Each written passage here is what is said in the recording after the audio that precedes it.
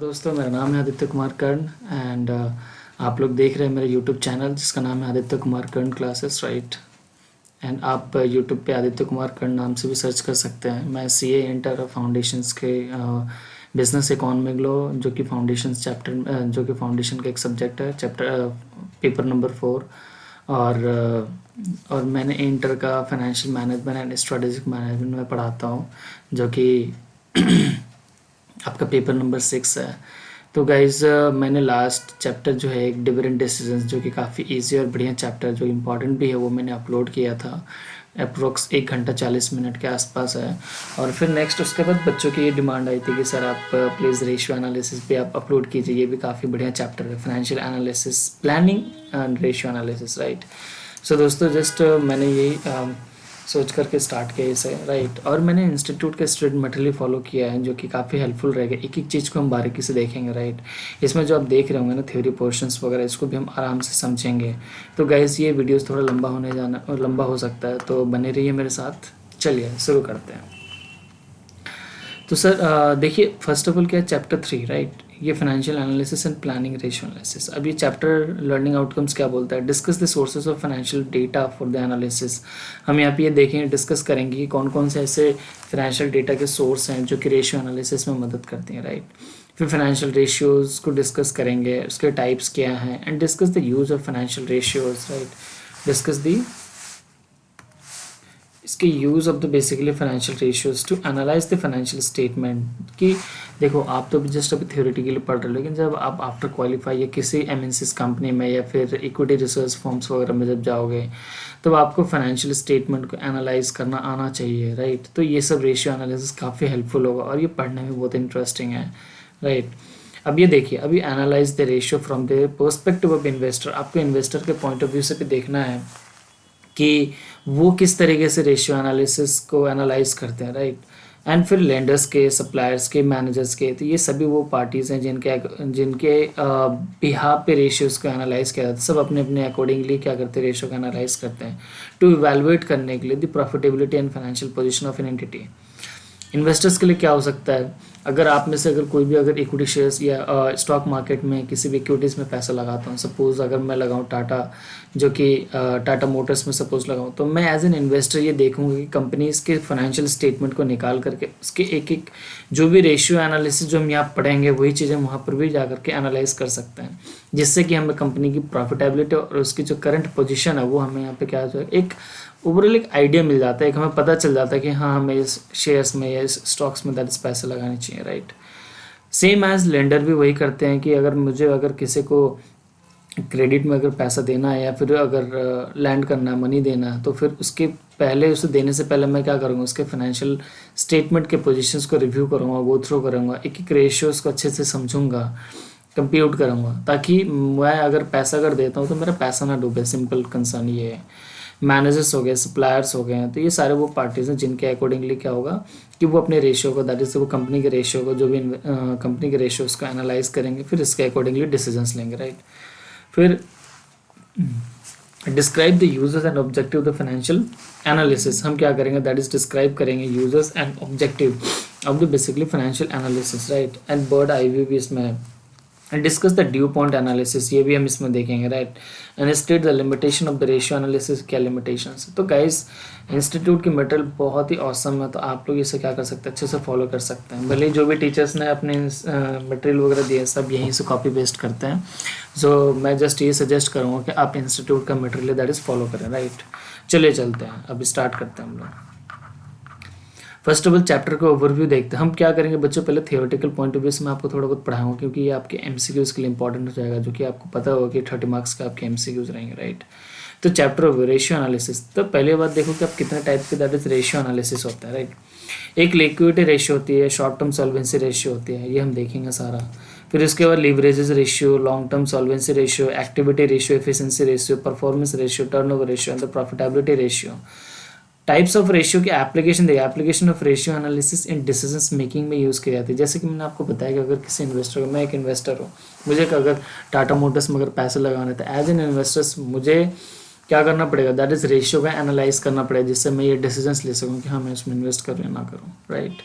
फिर इसके बाद आप देख सकते हो कि रेशियो एनालिसिस क्या है, basically the relationship financial management with the other discipline of accounting, ठीक है। ये थ्योरेटिकल पॉइंट ऑफ व्यू हो गया, थ्योरी वाली बातें हो गई।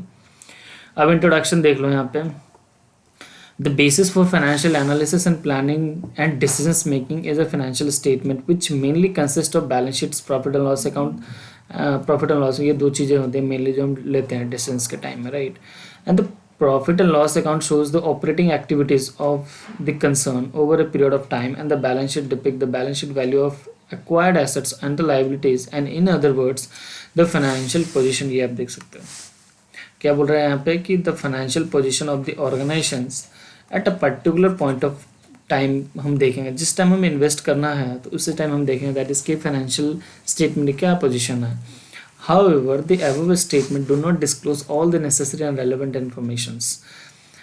ये भी अब क्या होगा कि आप, मुझे नहीं पता आप लोगों में से कितने बच्चों ने कंपनीज की एनुअल रिपोर्ट कभी खोल के देखी है। तो एनुअल रिपोर्ट में क्या होता है कि हर चीज़ें आपको वहाँ पे बैलेंस शीट्स, इंडिपेंडेंट ऑडिटर्स की report, management discussion analysis, board of directors की लिस्ट, कितने बोर्ड ऑफ डायरेक्टर्स हैं, फिर लिस्टेड कंपनीज में एनआरसी, एसआरसी, ऑडिट कमेटी, जो कि आपने कंपनीज एक्ट में पढ़ा होगा, वो सेक्शन 177, 178 के हिसाब से। तो इसमें यही बोला गया the above statement do not disclose all the necessary. ये जो स्टेटमेंट्स होते हैं ना, फाइनेंशियल स्टेटमेंट या फिर आपके जो भी आपके balance sheet and profit and loss सारे डिस्क्लोज नहीं देते हैं। एंड द रेलेवेंट आपको क्या करना पड़ेगा, पूरा गो थ्रू आपको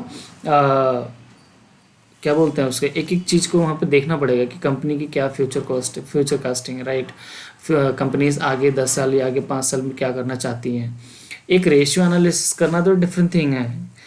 ओवरऑल ये किस चीज़ का पार्ट है, एक टेक्निकल एनालिसिस का पार्ट है कि रेशियो एनालिसिस हमने कर ली कि हाँ भाई हमें इसमें पैसा लगाना नहीं लगाना। साथ के साथ आपको एनुअल रिपोर्ट की और भी चीज़ों को जो इंपॉर्टेंट हैं चीज़ें, उससे भी आपको रीड आउट करनी पड़ेंगे, राइट। अब यह बोला कि for the purpose of obtaining the material and relevant information necessary for ascertaining the financial strength and weaknesses of an enterprise.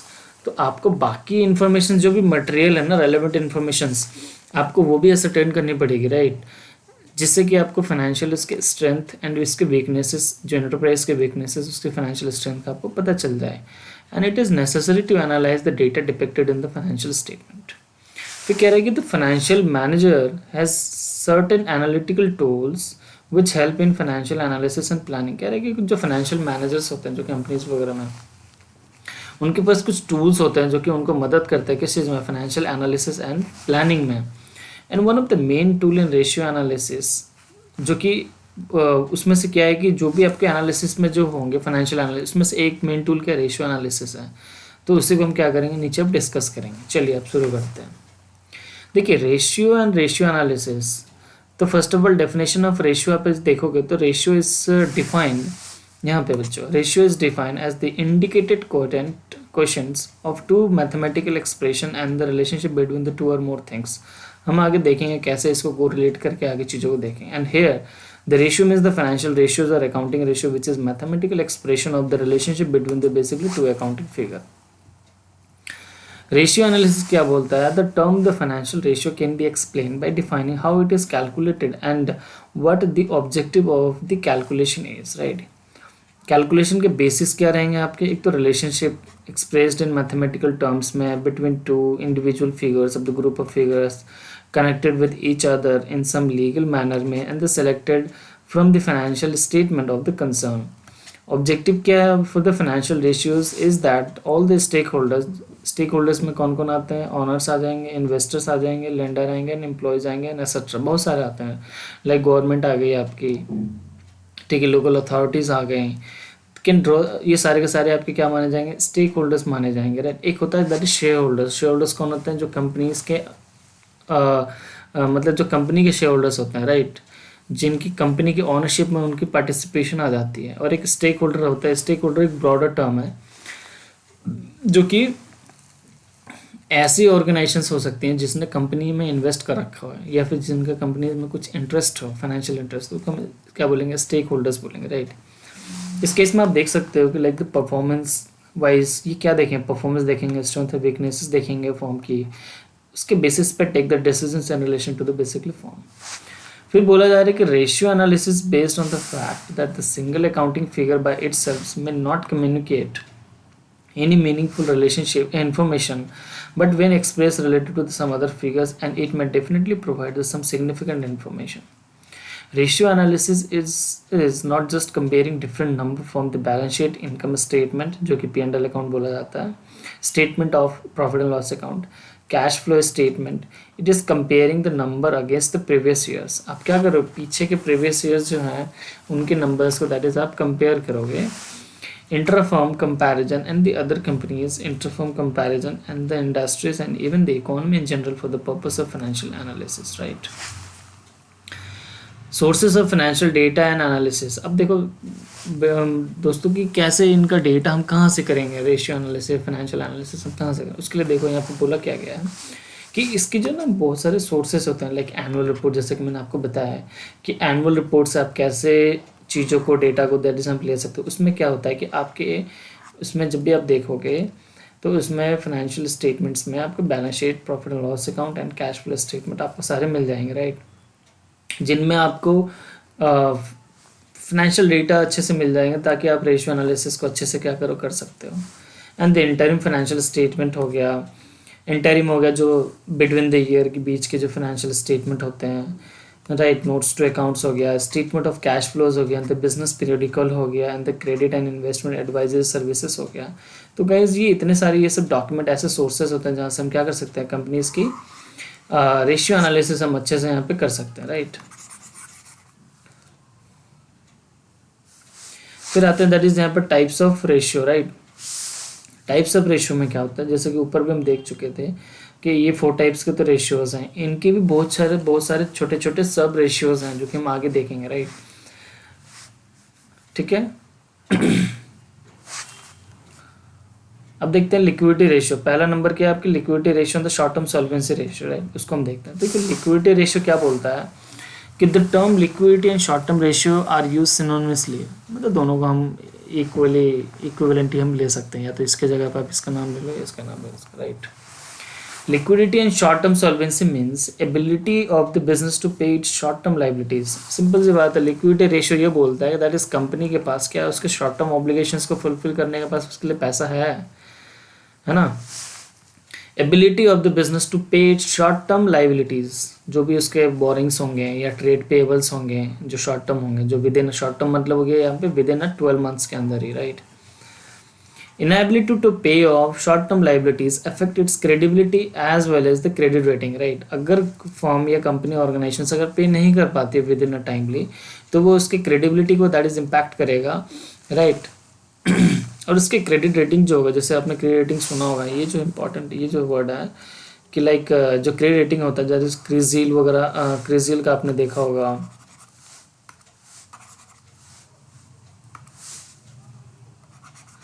Right. क्रिजिल वगैरह होता है, इकरा होता है, बहुत सारे ऐसे जो रेटिंग एजेंसीज वगैरह जो कंपनीज के फाइनेंशियल स्टेटमेंट को एनालाइज करके समझ करके रेटिंग देती है, ताकि इन्वेस्टर्स उन रेटिंग को प्रेफर करें, या फिर जब वो बैंक से जब अपना बोरोइंग वगैरह करेंगे, लोन वगैरह लेंगे, इस केस में दैट इज बैंक को भी काफ़ी हेल्पफुल होता है कि हाँ मैं जिस ऑर्गेनाइजेशन को लोन दे रहा हूँ वो मेरा पैसा डूबेगा नहीं, वो एनपीए नहीं होगा फ्यूचर में, मुझे उससे क्या होंगे, इंटरेस्ट मिलते जाएंगे और बाद में भी रीपेमेंट मिलता जाएगा, मतलब मुझे नुकसान नहीं होगा ultimately, right. And continuous default on the part of business lead to the commercial bankruptcy. लेकिन अगर मान लो ऑर्गेनाइजेशन अगर कंटिन्यूसली डिफॉल्ट करते जा रहा है तो बैंकरप्सी की बात आ सकती है. जैसे कि आपने सुना होगा इंसॉल्वेंसी बैंकरप्सी कोड, राइट, 2016. तो आईबीसी एक्ट के अकॉर्डिंगली अगर कोई भी फर्म से जो बैंकरप्ट हो जाता है तो फिर आईबीसी का दैट उस पर प्रोविजन लग जाता है, ठीक है. क्योंकि जो भी बहुत सारे बैंक्स वगैरह जो होते हैं, लेंडर्स होते हैं, वो क्या करते थे, केस फाइल कर देते हैं एनसीएलटी को. Eventually, such commercial bankruptcy may lead to its sickness and dissolution, and the short-term lender and the creditors of the business are very much interested to know its state of liquidity. क्या उसकी state of liquidity क्या है, कम है, ज़्यादा है उसके पास, मतलब ऐसा नहीं है कि बहुत सारा नेगेटिव में कैश चल रहा है, उसका कैश बैलेंस चल रहा है, because of the other financial stakeholders, and both the lack of sufficient liquidity and express the liquidity is bad for the organization. मतलब सिंपल ये है कि that is कि उनके पास अगर लैक ऑफ सफिशिएंट लिक्विडिटी, जितने उनके पास पैसे होने चाहिए अगर वो नहीं है, या फिर अगर ज़्यादा है तो भी दिक्कत है. कैसे ज़्यादा या कैसे कम उसको हम आगे देखेंगे फिर.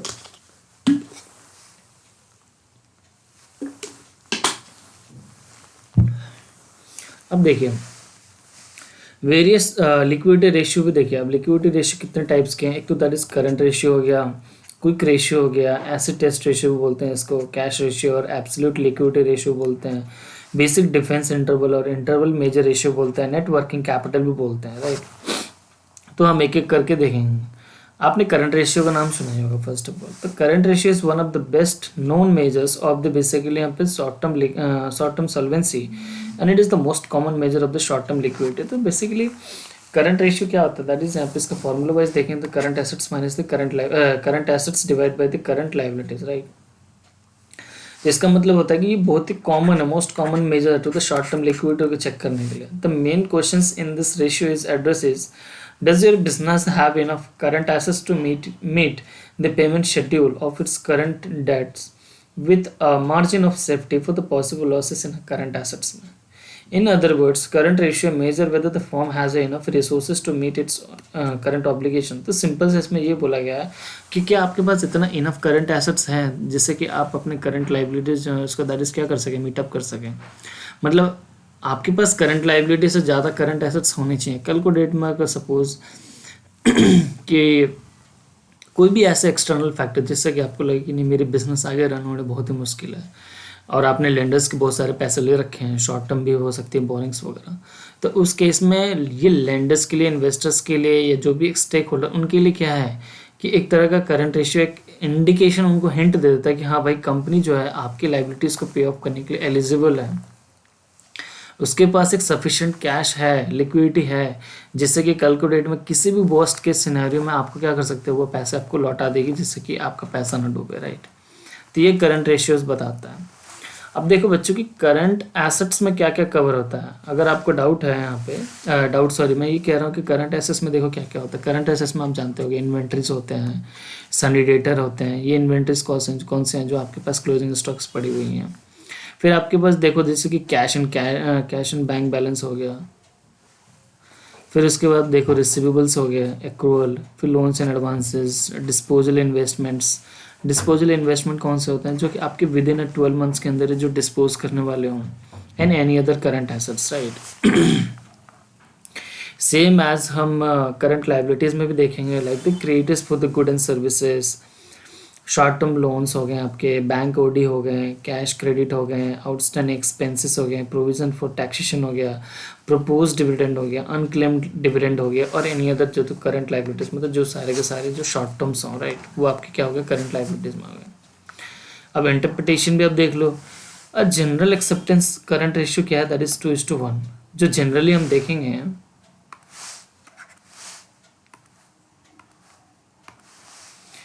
जनरल अगर हम देखें तो दैट इज हमारा जनरली क्या है, that is acceptance current ratio कितना, दैट इज 2:1 है, 2:1। बट अब देखो कि but whether not the specific ratio satisfactory depend on the nature of business. लेकिन क्या होता है कि ये रेशियो जो है आपके बिजनेस टू बिजनेस पर डिफर करते हैं, लाइक जो भी नेचर ऑफ बिजनेस है ना, and the characteristics of the basically current assets and current liabilities, उसके बेसिस पे भी ये रेशियोज क्या होते हैं, दैट इज चेंज होते रहते हैं। ठीक है, अब ये करंट रेशियोज हो गया। या आप फॉर्मूला क्या करोगे कहीं पे, अगर आप नोट कॉपी या पेन वगैरह आपके पास हो, आप वैसे भी लेकर के बैठा करो, तो आप क्या करोगे यहाँ पे फॉर्मूला नोट डाउन कर सकते हो, या फिर आप इंस्टीट्यूट की ये डायरेक्टली नोट भी खोल सकते हो। अब क्विक रेशियो में आते हैं। क्विक रेशियो क्या बोलता है, क्विक रेशियो ये बोलता है कि the quick ratio is sometimes called the acid test ratio भी बोलते हैं इनको, and the one of the best measure of the liquidity. ये लिक्विडिटी को भी मेजर करता है। कैसे, quick assets upon the basically current liabilities. The quick ratio equals to current quick assets upon the current liabilities. अब quick assets में आप देख रहे होगे कि current assets minus inventories minus prepaid expenses. तो जो भी आपके करंट एसेट्स हैं उसमें से आप क्या करोगे, जो भी हमने ऊपर देखे करंट एसेट्स में कौन कौन से आइटम्स कवर हो रहे हैं, उसमें से आप इन्वेंट्री को माइनस कर दोगे और प्रीपेड एक्सपेंसेस को माइनस कर दोगे, तो आपके पास क्या आ जाएगा, ये आ जाएगा, दैट इज क्विक एसेट्स आ जाएगा, right. Same as current liability as mention under the current ratio. जो हमने ऊपर देखा करंट लायबिलिटीज को, वो सेम है। तो आपकी क्विक एसेट्स क्या हो गई, जो आपकी करंट लायबिलिटीज है उसमें से माइनस कर दोगे आप इन्वेंट्री को, फिर माइनस कर दोगे that is a prepaid expenses को, राइट। क्विक रेशियो क्या बोलता है, quick ratio is a much more conservative measures of a short term liquidity than the current ratio. It helps to answer the questions. If all the sales revenue should disappear, could my business meet its current obligation with the readily convertible quick funds on hand? कहने का मतलब क्या हो गया समझो बच्चों कि अगर कंपनी के पास, जैसे कि मैंने बताया गोइंग कंसर्न पे सबसे बड़ा क्वेश्चन मार्क आ गया। आप लोग ऐसे भी पढ़ोगे, अगर ऐसे का नाम अगर पता है आप मेरे को कमेंट बॉक्स में बताओ कौन सा ऐसे है, राइट, कि जिसमें गोइंग कंसर्न का ऐसे कह रहा है कि if all the sales should be disappear, अगर जितने की रेवेन्यू सेल्स एंड रेवेन्यूज़ वगैरह जो अगर मान लो नहीं होते हैं कंपनीज के पास, तो क्या कंपनी उस केस में भी अपने करंट ऑब्लिगेशंस को मीट करने के लिए एलिजिबल है? एंड विद और मतलब क्या कि अगर उनके पास सपोज अगर रेवेन्यू नहीं है, राइट, तो उनको अपनी लाइबिलिटी रेवेन्यू नहीं आएगी तो उनके पास प्रॉफिट जनरेट नहीं होगा। जब प्रॉफिट जनरेट नहीं होगा तो फिर उनकी बिजनेस आगे ग्रो कैसे करेगी? और जब तक ग्रो नहीं करेगी तो कोई भी लेंडर ये नहीं चाहेगा कि मैं आपको पैसा दूँ। तो ये बहुत ही ज़रूरी है, बहुत ही एसेंशियल फैक्टर है, राइट। उस केस में क्या होगा कि अगर सपोज मान लो कि आपके पास अगर रेवेन्यू नहीं हो रहा है, तो रेवेन्यू नहीं हो रहा तो आपके पास प्रॉफिट नहीं होगा, बट क्या फिर भी आपके पास करंट ऑब्लिगेशंस को मीट आउट करने के लिए आपके पास सफिशिएंट लिक्विडिटी है? तो लिक्विडिटी कहाँ से आएगी? वो यहीं से आएगी जिसको हम बोलते हैं क्या, क्विक एसेट्स बोलते हैं। कि जो भी आपके पास करंट है उनमें से आप इन्वेंटरीज को माइनस कर दो, प्रीपेड एक्सपेंसेस को माइनस कर दो। क्विक एसेट्स का मतलब समझो ऐसे एसेट्स जो कि तुरंत ही क्या करें, लिक्विड में कन्वर्ट हो सकें, जिनसे कि कैश रियलाइज हो सकें। लिक्विडिटी का मतलब यहाँ पे क्या है, कैश है, कैश में कन्वर्ट हो सके। क्योंकि देखो यहाँ पे इन्वेंट्री क्यों माइनस किया, इन्वेंट्री क्या है कि इन्वेंट्री जो है आपकी इन्वेंट्री को सेल करने में टाइम लगता है। पहली बात तो क्या कि आपके पास इन्वेंट्री कैसे आते हैं, रॉ मटेरियल आते हो, उसको प्रोडक्शन में बेचते हो, प्रोडक्शन से फिनिश गुड तैयार होता है, फिर फिनिश गुड्स के बाद तो आपकी वेयर हाउस में जाती हैं। और दूसरी चीज़ कि जब आप इन्वेंट्रीज को जब बेचते हो ना डेटर्स को, तो एक तो आप जानते हो कि एक तो मेरा कैश सेल्स हो जाएगा और एक क्रेडिट सेल होगा। तो क्रेडिट सेल के केस में आप क्या कर रहे हो, that is 60 days 70 days 90 days का एक क्रेडिट पीरियड देते होंगे अपने डेटर को, तो वो रियलाइज होने में टाइम लेता है, इसलिए हम इसे क्या करते हैं, ऐसे माइनस कर देते हैं। और प्रीपेड एक्सपेंसेस ऐसे खर्चे जो मतलब जो आपने पहले से दे रखे हैं, तो वो भी इसमें से माइनस कर देंगे, क्योंकि वो भी हमें रियलाइज होने वाला नहीं है, मिलने वाला नहीं है, इसीलिए हम ये दो आइटम क्या करते हैं, माइनस करके रखते हैं। सो बच्चों ध्यान रखना है, quick assets equals to current assets minus inventory minus prepaid expenses. अब आते हैं दैट इज क्विक एसेट्स क्या बोलते हैं, quick assets consist only the cash and डिनियर। देखो यहाँ पर क्या बोला गया, quick assets consist only the basically cash and the near the cash assets, right, इनके बीच होना चाहिए। Inventories are deducted from the current assets on the belief that there are not a near cash assets, and also because in times of financial difficulty inventory may be sellable only at liquidation value, but in a seller market inventories are also the near cash assets। हो सकता है जब आपको seller market में आप होते हैं आपकी इन्वेंटरी बिक जाए, बट लेकिन फॉर द टाइमिंग हम उसको यहाँ पे कंसिडर नहीं करके चलेंगे। अब देखो इंटरप्रिटेशन क्या है कि यहाँ पे अब एसिड टेस्ट रेशियो जो है ना, एसिड टेस्ट रेशियो में क्या रहा है, एसिड टेस्ट ये बोलता है दैट इज 1:1 का रेशियो। करंट रेशियो तो हम क्या देखें, करंट रेशियो में दैट इज 2:1 देखें। Is considered satisfactorily unless majority of the basically quick assets are in account of the account receivable, and the pattern of account receivable collections lags behind the schedule in the paying the current ratio। तो basically आप इतना लेकर के चलो कि 1:1। दोस्तों मैं अगर काफ़ी स्लो चल रहा हूँ तो you just comment on that कि भी सर थोड़ा स्पीड चलें, सो मैं स्पीड में फिर अपना रखूँगा, राइट।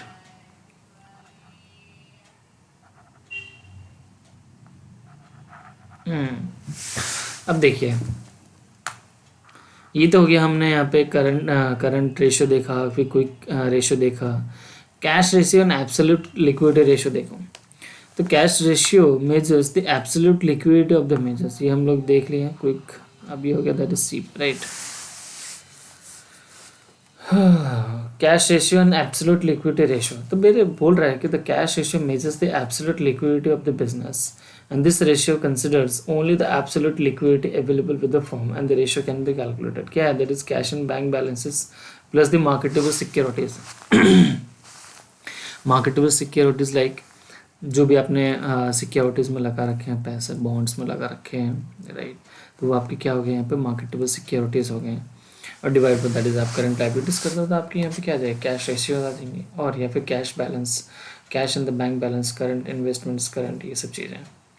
इंटरप्रिटेशन क्या करे, the absolute liquid ratios only test short term is liquid in terms of the cash in the marketable security in the current investment, right.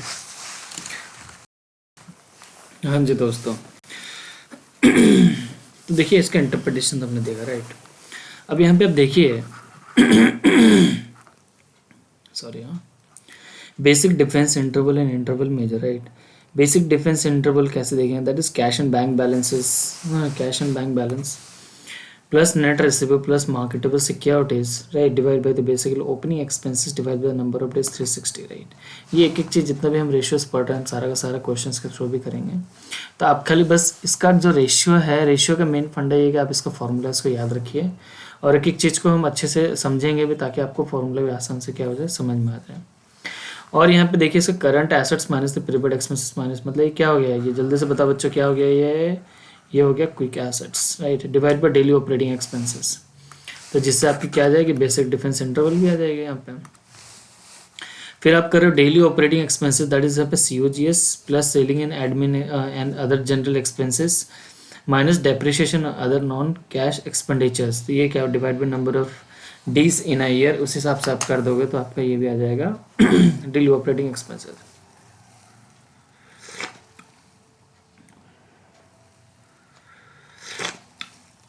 यहाँ बहुत ही ठंड हो रही है तो चाय पीना, वो भी लाल चाय नींबू वाली, बहुत ज़बरदस्त।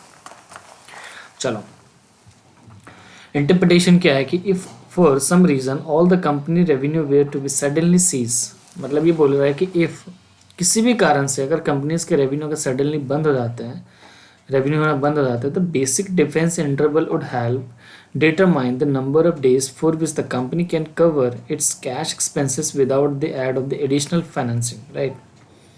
कह रहा है कि द बेसिक डिफेंस इंटरवल जो है वुड हेल्प करेगी डिटरमाइन करने के लिए कि number of days for which the company can cover it's cash expenses, मतलब कितने दिनों तक कंपनी जो अपने कैश को जो डे टू डे एक्सपेंसेस है उसको वो क्या कर पाएगी, कवर अप कर पाएगी। आप ये सोचिए ना कि अगर रेवेन्यू में कंपनी अगर किसी भी रीज़न से अगर मेरे रेवेन्यू अगर होना बंद हो जाती है, सपोज मैं एक टोबैको कंपनी हूँ, राइट, और जिस एरिया में मेरे टोबैको की कंपनी है, मैन्युफैक्चरिंग जो मेरे प्लांट है, गवर्नमेंट वहाँ से धुएँ हुए कुछ निकलते हैं, तो गवर्नमेंट ने बोला कि नहीं, इस एरिया में इस टोबैको कंपनी मतलब प्लांट का होना बहुत नुकसानदायक है, मतलब लोगों के लिए, राइट। तो उस केस में अगर गवर्नमेंट ही कुछ ऐसे भी ऑर्डर्स या नोटिफिकेशन आ जाती है कि मुझे बंद करनी पड़ेगी, तो जब मेरा प्लांट ही वहाँ बंद हो जाएगा तो मेरी प्रोडक्शन होगी नहीं, तो मेरा रेवेन्यू ऑटोमेटिकली डाउन हो गया। तो उस केस में आपके डिफेंस इंटरवल जो है ये आपकी मदद करेगी, कितने टाइम्स तक मैं क्या कर सकता हूँ कि अपने कंपनीज के डे टू डे जो भी एक्सपेंसेस मैं उनको क्या करूँ, कवर अप कर लूँ विदाउट मेरी कोई सेलिंग होगी, राइट, सेल के, and without the aid of the additional financing, right. फिर उसके बाद देखो अभी आता है नेट ई पॉइंट क्या, that is net working capital. Net working capital क्या है, आपने नाम सुना होगा नेट वर्किंग कैपिटल।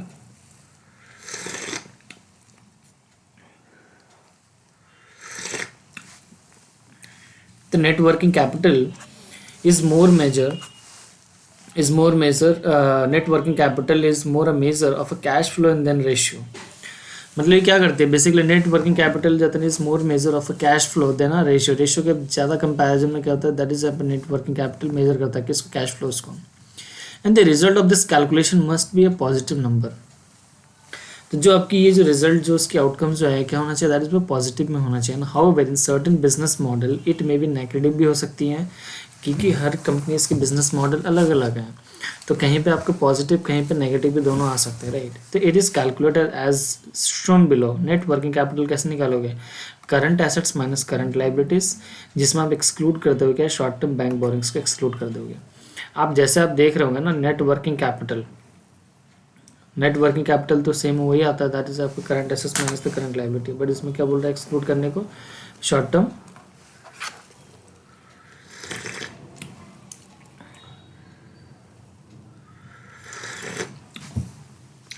अब क्या बोल रहा है कि बैंकर जो था basically look at the net working capital over अ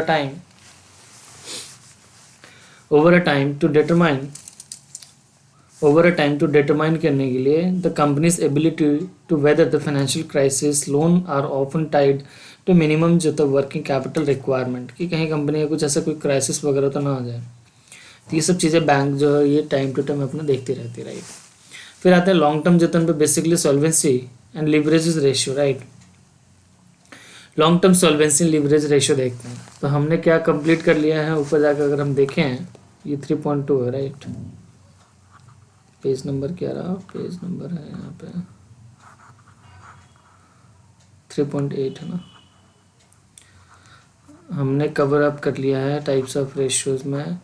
हमने यहाँ पे देखो liquidity ratio, short term solvency हमने कवर कर लिया। अब हम कहाँ पे आ गए, लेवरेज, इसमें आ गए leverage ratio and long term solvency ratio, right.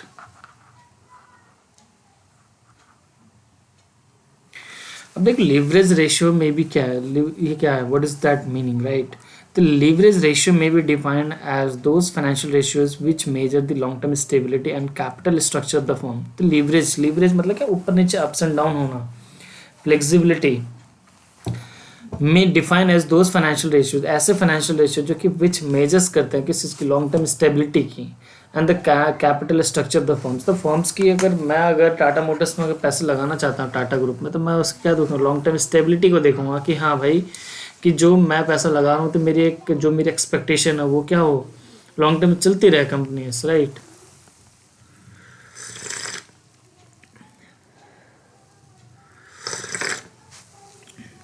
तो ये लॉन्ग टर्म स्टेबिलिटी हो गई। दूसरा capital structure of the firms. Capital structure भी हम एक चैप्टर जो कि हम अच्छे से देखेंगे। कैपिटल स्ट्रक्चर मतलब कंपनी जो अपने फंड्स कहाँ से रेज कर रही है, लाइक बोरो कर रही है या फिर रिटर्न अर्निंग खुद के, या फिर इक्विटी से पैसा रेज कर रही है, तो वो चीज़ है। एंड दिस रेशियो इंडिकेट करता था mix of fund provided by the owners, lenders and assure the lender of the long term funds with regard to, मतलब ये पैसेज आपको मिक्स ऑफ फंड होते हैं जिसमें आपके कुछ हो सकते हैं बोरिंग्स के, कुछ हो सकते हैं आपके रिटर्न अर्निंग, कुछ इक्विटी के हो, ये सब। जैसे periodic payment of interest during the period of loan. तो कहने का मतलब ये रेशियो बेसिकली इंडिकेट करती है the mix of fund provided by the owners and lender. Owner अपना पैसा दे रहा है मतलब रिटर्न अर्निंग में, लेंडर अपना पैसा दे रहा है, तो उसके पीरियोडिक क्या करेंगे, that is payment of interest देखेंगे and the repayment of principal amount on maturity, कि टाइमली जो मैच्योरिटी पे दैट इज यहाँ पे प्रिंसिपल्स जो लेंडर के हैं वो पेमेंट की जा रही नहीं जा रही है।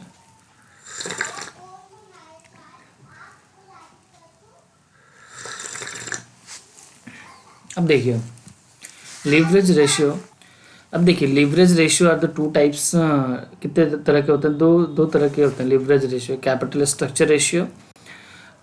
स्ट्रक्चर रेशियो और एक coverage ratio, right. Capital structure ratio में देखो आप क्या हो सकता है, इक्विटी रेशियो हो गया, डेट रेशियो हो गया, डेट टू इक्विटी रेशियो हो गया, debt to total assets ratio हो गया, कैपिटल गियरिंग रेशियो हो गया, प्रोप्राइटरी रेशियो हो गया। And the next one that is यहाँ पे कवरेज रेशियो में दैट इज यहाँ पे date service coverage ratio, interest coverage ratio and the preference dividend coverage ratio and the fix charges coverage ratio है। ये दो तरह के रेशियोज हैं जो कि यहाँ पे कवर हैं, जो कि लिवरेज रेशियोज में आते हैं, राइट। अब आता है कैपिटल स्ट्रक्चर रेशियो, राइट। अब ये कह रहे हैं कि this ratio provide an insight into the financial techniques. Capital structure ratio जो कि यहाँ पे पहला वाला उसको हम देख रहे हैं यहाँ पे, ये बोल रहा है कि this ratio provide the insight provide करता है into the financing technique use by the business and focus as a consequences of the long term solvency positions को बताता है। ये क्या बोलता है कि this ratio provide a insight into the financing technique used by the business and focus as a consequence on the long-term solvency position पे from the balance sheet, and one can get only the absolute fund employed and its source, but only a capital structure ratio shown a relative weight of a different जो तन पे basically weight of sources, right, weight of different sources। Obviously बात है जैसे कि मैंने आपको बताया कि कुछ पोर्शन सपोज अगर मुझे 100 रुपये चाहिए ना, तो हो सकता है कि मैं पहले 50 रुपये लेंडर से बोरो कर लूँ, 20 रुपये मेरे खुद के रिटर्न अर्निंग थे, 30 रुपये मैं इक्विटी से रेज कर लूँ। तो तीनों का डिफरेंट वेट वाइज ही क्या होगा, दैट इज यहाँ पे कैपिटल स्ट्रक्चर बनाया जाएगा इसका। अब देखो वेरियस कैपिटल स्ट्रक्चर रेशियोज क्या हैं। इक्विटी रेशियो पहले हम देख लेते हैं। इक्विटी रेशियो में क्या होता है कि एक तो दैट इज आप इक्विटी रेशियो कैसे निकालते हो, जो शेयरहोल्डर्स इक्विटी है, राइट। आपने कभी बैलेंस शीट अगर देखा हो तो पहले क्या आता है, दैट इज यहाँ पे इक्विटी एंड लाइबिलिटी, जिसमें कि इक्विटी शेयर ऑफ फंड्स आ जाते हैं, राइट। तो इक्विटी शेयर ऑफ फंड्स में पहले तो equity shares capital and reserve surplus, फिर अदर इक्विटीज आती हैं। हालांकि रिजर्व सरप्लस अदर इक्विटी में आते हैं, मेनली दो टाइप के होते हैं, that is equity shares capital, दूसरा नंबर अदर इक्विटी। तो यहाँ इक्विटी, यहाँ शेयर होल्डर्स इक्विटी है, right. Divide by the net assets. Net assets कैसे निकलता है कि total assets minus the total liabilities. तो जो आपके पास नेट एसेट्स बने आएगा, मतलब कि total assets should be greater than the total liabilities, तभी आपका नेट एसेट्स आएगा। तो उससे आप अगर डिवाइड करते हो ना, तो आपको फिर इक्विटी रेशियो आ जाएगा। अच्छा, share holders equity is equity shares capital and the reserve and surplus excluding the fictitious assets. अब देखो, मैंने आपको बताया कि एक इक्विटी शेयर्स कैपिटल होता है यहाँ पे, और एक होता है दैट इज अदर इक्विटी। जो आप जिन कंपनीज पे बेटा इंडेस एप्लीकेबल होता है ना, उनकी ऐसी बैलेंस शीट्स में आती हैं। तो अदर इक्विटी में ही आता है दैट इज आपके reserve surplus, general reserve, right, ये हो गया दैट इज कैपिटल रिजर्व। तो जितने भी और टाइप ऑफ रिजर्व्स आते हैं दैट इज P&L अकाउंट, सारे के सारे अदर इक्विटी में आते हैं। लेकिन यहाँ पे क्या बोला गया है कि हम मेनली क्या देख के चलते हैं कि equity shares capital plus reserve in the basically surplus. अब यहाँ पे माइनस कर दो आप क्या, फिक्टिटियस एसेट्स। फिक्टिटियस एसेट्स का मतलब होता है कि दैट इज यहाँ पे जो मतलब फिक्टिटियस एसेट्स एक तरह का जो कि झूठ का है, मतलब कुछ ऐसा नहीं है कि वो बैलेंस शीट पे ज़्यादा इम्पैक्ट करे, इसलिए उसको आप क्या करो, एक्सक्लूड कर दो। फिर देखिए नेट एसेट्स और कैपिटल एम्प्लॉयड।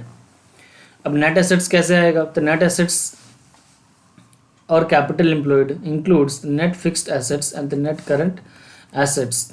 तो नेट करंट एसेट्स कैसे आ रहा है आपका यहाँ पे, current assets minus current liabilities, ठीक है। दिस रेशियो इंडिकेट करता है basically the promotion of the owners fund to the total fund investment, sorry proportion of owner funds, कि जो ऑनर है, जो मालिक है, उनके कितने प्रोपोर्शन में दैट इज यहाँ पे फंड्स इन्वेस्टेड हैं इन द बिजनेस में। And traditionally it is believe that basically higher the proportion of the owners, higher the proportion of the basically owners fund lower the degree of the risk of the potential lender. Obviously बात है, suppose अगर मुझे 100 रुपये अगर business में लगाने हैं, या फिर मैंने लगाया जिसमें से 20 रुपये मैंने लैंड करी है, बाकी 80 रुपये मेरे खुद के हैं, या तो मेरी रिटर्न अर्निंग हो सकती है या फिर मैंने इक्विटी के थ्रू रेस किया होगा। तो अगर लेंडर के सिर्फ 20 रुपये, तो लेंडर को क्या डर है क्या कल को डेट में मेरा पैसा डूब जाए। तो मेरे पास 80 रुपये मेरे खुद की है ना, उसको मैं जैसे भी अपने एसेट्स को सोल्ड बेच करके उसको 20 रुपये चुका ही दूंगा। तो यहाँ पे यही बोल रहा है कि it is believe that higher the proportion of owners fund, जितना मेरे पास, जितना प्रोपोर्शंस मेरे पास ज़्यादा रहेगा, तो जो रिस्क है ना पोटेंशियल लेंडर का, वो क्या होगी, कम हो जाएगी।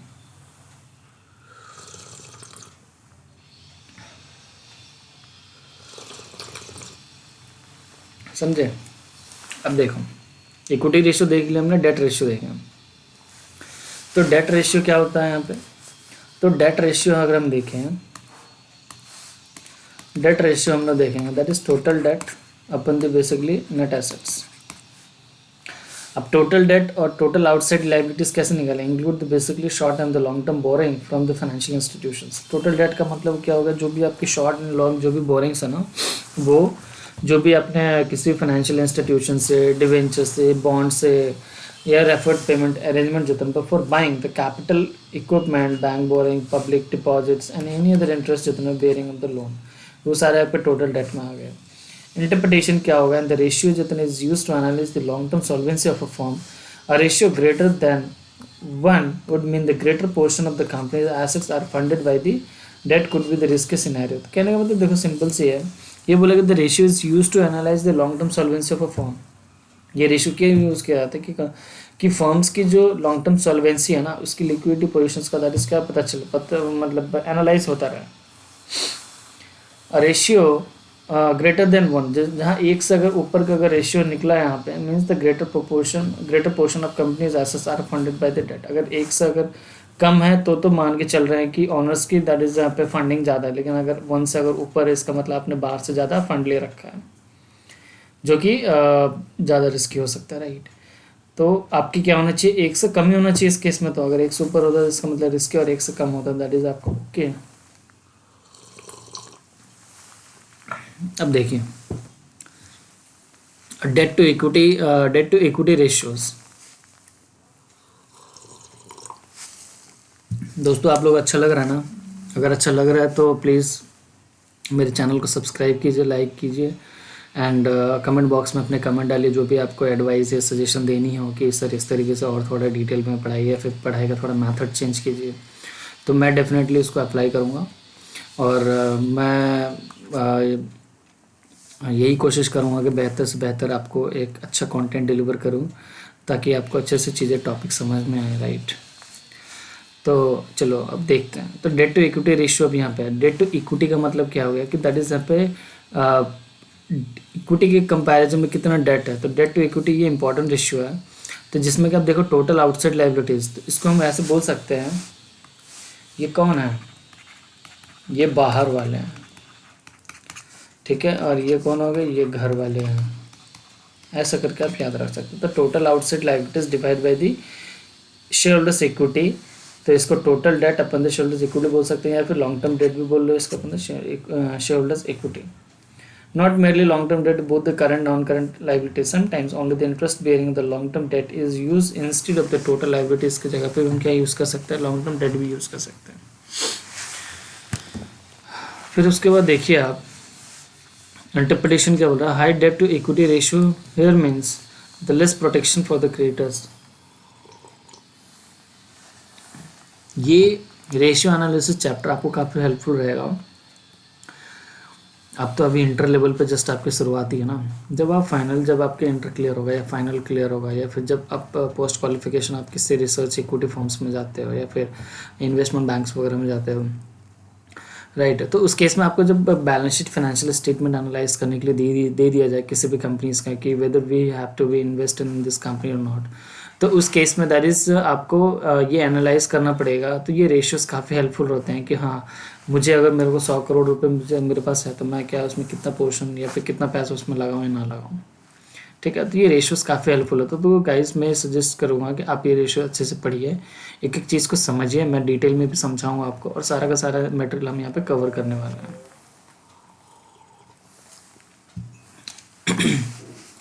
फिर कह रहा है a high debt to equity ratio here means the less protection for the creator. Obviously बात है, अगर आपकी बाहर वो की डेट ही अगर ज़्यादा है, सपोज आपका अगर मतलब 50-50 का प्रोपोर्शन में रखता हूँ, राइट, 50-50, ये हो गया आपका इक्विटी और ये हो गया आपका डेट, ये तो इक्वल है 50-50। अब मान लो कि मैं अगर इसको 60 करता हूँ, इसको 40 करता हूँ, तो ये बेटर माना जाएगा, चलो ठीक है मैंने डेट कम ही लिया हुआ है।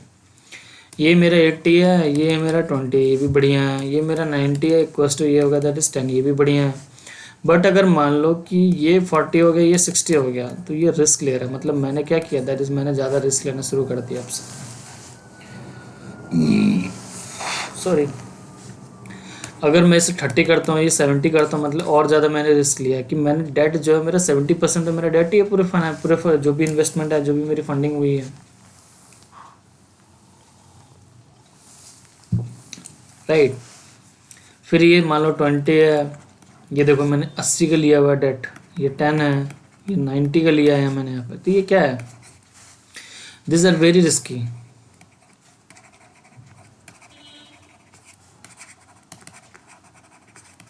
Got it. तो यहाँ पे यही बोल रहा है कि high debt to the equity here means the less protection,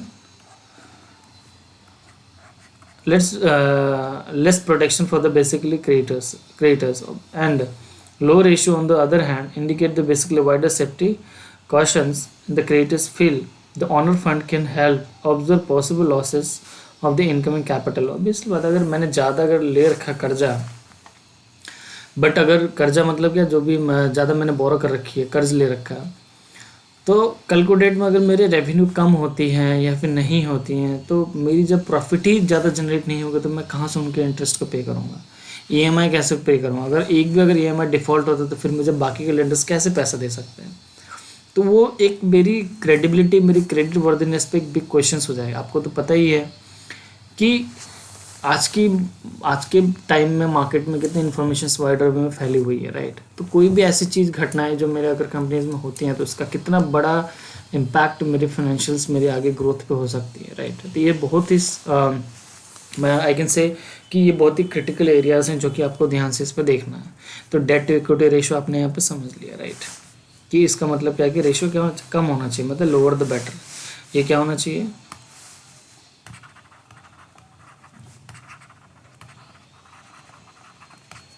right. अब देखिए, this ratio indicate proportion of the basically debt fund in relation to the basically equity, and this ratio is very often used for making the capital structure decisions such as the issue of shares, debentures, and lenders are also very keen to know this ratio since it shows the relative weight of debt and equity। मतलब basically जैसा कि मैंने बताती है कि ultimately तो wait ही है ना,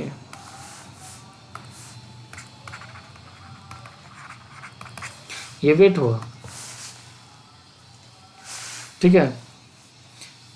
and date equity ratio is the basically indicator of the firm financial leverage. तो ये बेसिकली फाइनेंशियल लीवरेज को बताता है। अगर आपके लीवरेजेस मतलब आपने हाई डेट ले रखा है, मतलब डेट आपकी पोर्शन ज़्यादा है, फाइनेंशियल लीवरेजेस आपकी कम है, तो आपकी क्या मतलब आपने इक्विटी ज़्यादा कर रखी है और डेट आपकी कम है, राइट, ये चीज़ है।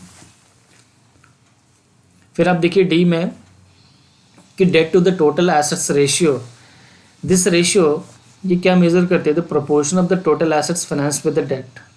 ये जो रेशियो है ना, ये क्या करती है, ये मेजर्स करती है proportion of the total assets finance with the debt, कि भैया मैं डेट को फाइनेंस मतलब एसेट्स फाइनेंस जो मैंने करी है कितने डेट लेकर करी है, राइट। मतलब मैंने बोरो, सपोज मेरे को 100 करोड़ का एक प्लांट लगाना है, सीमेंट का प्लांट लगाना है, तो मैं क्या करूँगा, मैं कहीं से बोरो करूँगा बैंक वगैरह से ही। तो मैंने 100 करोड़ उसमें कितने पोर्शन जो उस एसेट्स को खरीदने में लगा दिए। तो ये वो बताता है debt to the basically total assets ratio. This ratio measures the proportion of the total assets financed with the debt and therefore the extent of the financial leverage। तो debt to total assets का मतलब होगा that is total outside liabilities, मतलब जितने बाहर की मैंने liabilities ले रखी हैं, अभी हम मान के चल रहे हैं क्या हमने बैंक से बोरो कर रखी है। हालांकि होता है कि डिवेंचर्स आपने कंपनी ने इशू कर रखी हो, उसके बिहाफ पे पैसे रेज करे हो, या फिर प्रेफरेंस शेयर इशू करे उसके बिहाफ पे दैट इज पैसे रेज की हो। ये हम फिलहाल मान के क्या चल रहे हैं कि बैंक से लिए that is total date divide with basically total assets. The higher the ratio indicates the assets are less backed up by the equity and hence the higher the financial leverage। मतलब sorry हाँ, इसमें क्या है कि that is यहाँ पे higher the ratio. अगर आपका रेशियो हायर है, ये इंडिकेट करता है कि assets are less backed up by the equity. आपने क्या करा, इक्विटी से कम एसेट्स खरीदे हैं, डेट से ज़्यादा करते हैं, ठीक है, ये चीज़ है। अब गाइस ये देखते हैं कैपिटल गियरिंग रेशियो, ये भी काफ़ी इम्पॉर्टेंट है। ये तो हम मतलब मैं ये बोल रही थी तो फाइनल में भी यूज़ होता है, जो आपके जो पेपर है एडवांस मैनेजमेंट अकाउंटिंग उसमें भी यूज़ होता है। अब यहाँ पे देखिए AFM ना, एडवांस फाइनेंशियल मैनेजमेंट। अब देखिए यहाँ पे capital gearing ratio in addition to the debt equity ratio sometimes capital gearing ratio is also calculated to show the proportion of the fixed interest bearing capital to fund and belonging to the equity shareholders, that is the equity fund or net worth। again the higher ratio may indicate the more risk। वही ना, जितना ज़्यादा ratios आपके होंगे उतना ज़्यादा risk होंगे। Capital gearing में आप देख सकते हो कि इसमें एक तो प्रेफरेंस शेयर्स है, प्रेफरेंस शेयर्स कैपिटल, डिवेंचर्स हो गए एंड अदर बोरोड फंड, ये सारे के सारे क्या हो गए, ये बाहर वाले हो गए। अब आप यहाँ देखिए ये क्या है, ये हो गया इधर equity shares capital reserve and surplus minus losses, है ना। ये क्या हो गए, ये घर वाले हो गए, ऐसे करके याद रखिए कैपिटल गियरिंग रेशियो में। तो कैपिटल गियरिंग रेशियो कैसे निकालोगे, दैट इज आपकी हो गई बाहर वाले कौन कौन से प्रेफरेंस शेयर्स कैपिटल, डिवेंचर्स हो गए और अदर बोरिंग्स वगैरह आपने कर रखे, डिवाइड बाय आप equity shares capital plus reserve surplus minus losses. तो जो भी लॉसेस वगैरह हैं दैट इज उसको क्या करो यहाँ से आप माइनस कर दो। मतलब आपको ये चीज़ ध्यान रखने की, ये जो लॉसेस वाला एरिया ये आपको यहाँ से माइनस करनी है, राइट। ये हो गया कैपिटल गियरिंग रेशियो। अब आता है that is proprietary ratio. Proprietary ratio क्या होता है कि proprietary fund divide by the basically total assets. Proprietary fund includes the basically क्या हो गया, इक्विटी शेयर्स कैपिटल हो गए, प्रेफरेंस शेयर्स कैपिटल हो गए एंड द रिजर्व सरप्लस। तो ये होगा तुम्हारा घर के फंड हो गया ना, ये भी क्या होगा, ये तुम्हारा हो गया घर के फंड हो गया, ठीक है। और टोटल एसेट्स में क्या हो गया, यहाँ पे एक्सक्लूड कर दो आप इसको, क्या fictitious assets and the losses को यहाँ से माइनस कर दो। ये हो गया दैट इज आपके प्रोप्राइटरी फंड। तो आपकी प्रोप्राइटरी रेशियो कैसे निकलती है, proprietary fund divide by the basically total assets. Proprietary forms क्या कैसे निकलेगी? प्रोप्राइटरी फॉर्म्स निकलती हैं basically equity shares capital, preference shares capital and the reserve surplus. हाँ जी दोस्तों, तो ये हमने यहाँ पे देख लिया प्रोप्राइटरी रेशियो पे। फिर उसके बाद आते हैं दैट इज यहाँ पे कवरेज रेशियो। देखिए कवरेज रेशियो क्या बोलता है, the coverage ratio measure the physically firms की ability to service the fixed liabilities. Coverage ratio की मैं अपने लेंडर्स के जो लाइबिलिटी है ना, मेरी ऑब्लिगेशन में कितना कवर कर सकता हूँ।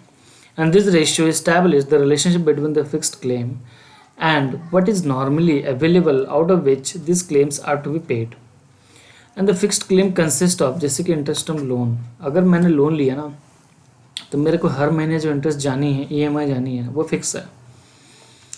प्रेफरेंस डिविडेंड, मैंने अगर प्रेफरेंस शेयर्स इशू कर रखी है तो मेरे को डिविडेंड जब जब मैं इशू करूँगा तो मेरे को प्रेफरेंस डिविडेंड को देना भी दैट इज फिक्स्ड है। मतलब जब जब क्या देना फिक्स्ड ही है, देना ही है मुझे हर साल।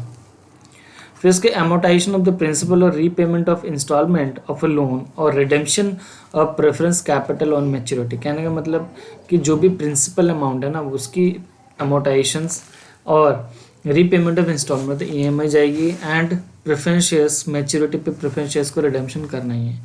तो ये वो चीज़ें जो फिक्स्ड हैं, अगर रिडीमेबल प्रेफरेंस शेयर हैं तो उनको पे करना ही पड़ेगा हमें, राइट। तो ये दोस्तों जैसे कि ये तुम्हारे ये हमारे क्या होगा दैट इज फिक्स्ड क्लेम्स हो गए।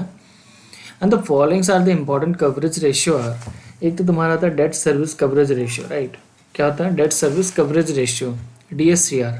The lenders are interested in debt service coverage ratio to judge the basically firms की ability to pay off the current interest and the installment। समझ गया आप? तो basically date service coverage ratio का main यही है कि कितने इंटरेस्ट को क्या जो भी बोरिंग मतलब जो भी लेंडर्स है ना जिनके इंटरेस्ट वगैरह मुझे पे ऑफ करने हैं, तो क्या उनको कवर करने के लिए मेरे पास सफिशिएंट पैसा है। तो उसके लिए आप देख सकते हैं दैट इज फॉर्मूला क्या है कि earning available for debt service, कितने डेट सर्विस के लिए मेरे पास अर्निंग्स कितनी अवेलेबल है। उसके बाद देख लो मेरा interest and the basically plus instalment. तो मेरे पास ultimately I can say that earning divide by interest plus instalment. ये तो अगर मेरे पास अगर फॉर एग्जांपल अगर मैं इसको 100 रुपये ले लूँ ना, इसको 10 रुपये लेता हूँ प्लस इसको 15 लेता हूँ, तो मतलब 100 डिवाइड बाय 25 मतलब 0.25% क्या होगा दैट इज़ मेरा पास ये है कि ये चांसेस हैं, मतलब 0.25% मतलब इनको पे करने के लिए मेरे पास पूरा ही है, मतलब है मेरे पास सफिशिएंट अर्निंग है। 0.25 ही है ना इसका, तो 100 डिवाइड बाई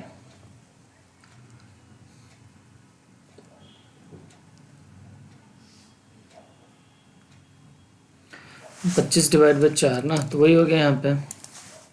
तो इसको हम क्या बोल सकते हैं दैट इज़ 4 टाइम्स ना, इसको टाइम्स में ले आते हैं।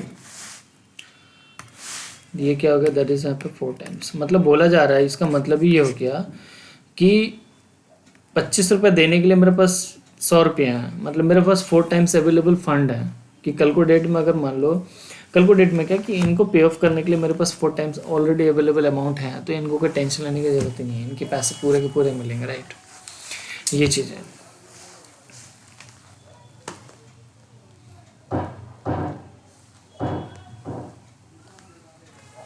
राइट, अब आते हैं that is earning available for debt service, right. Earning available for debt service कैसे निकालोगे, अर्निंग्स कैसे निकालोगे कि नेट प्रॉफिट अर्निंग मतलब EAT आपने ले लिया यहाँ पे, EAT plus non cash operating expenses like जैसे डेप्रिसिएशन, तो इस पर आप डेप्रिसिएशन ऐड कर दोगे plus other amortisation and plus interest add कर दोगे plus other adjustment like the basically यहाँ पे लॉस ऑन सेल हो गया on the basically fixed assets पे। तो ये सब चीज़ें आप क्या कर दोगे ऐड कर दोगे। तो जब ये चीज़ ऐड कर दोगे तो आपके पास टोटल क्या पड़ेगी यहाँ पे अर्निंग्स आ जाएगी। And the funds from the operation that is यहाँ पे cash from the operation before the interest and taxes also can be considered as the basically as per the requirement. और इनके रेशियोज़ क्या है नॉर्मली गाइज, ये ratios आप अच्छे से ध्यान रख लीजिएगा क्योंकि आपको MCQs में ये पूछ सकता है।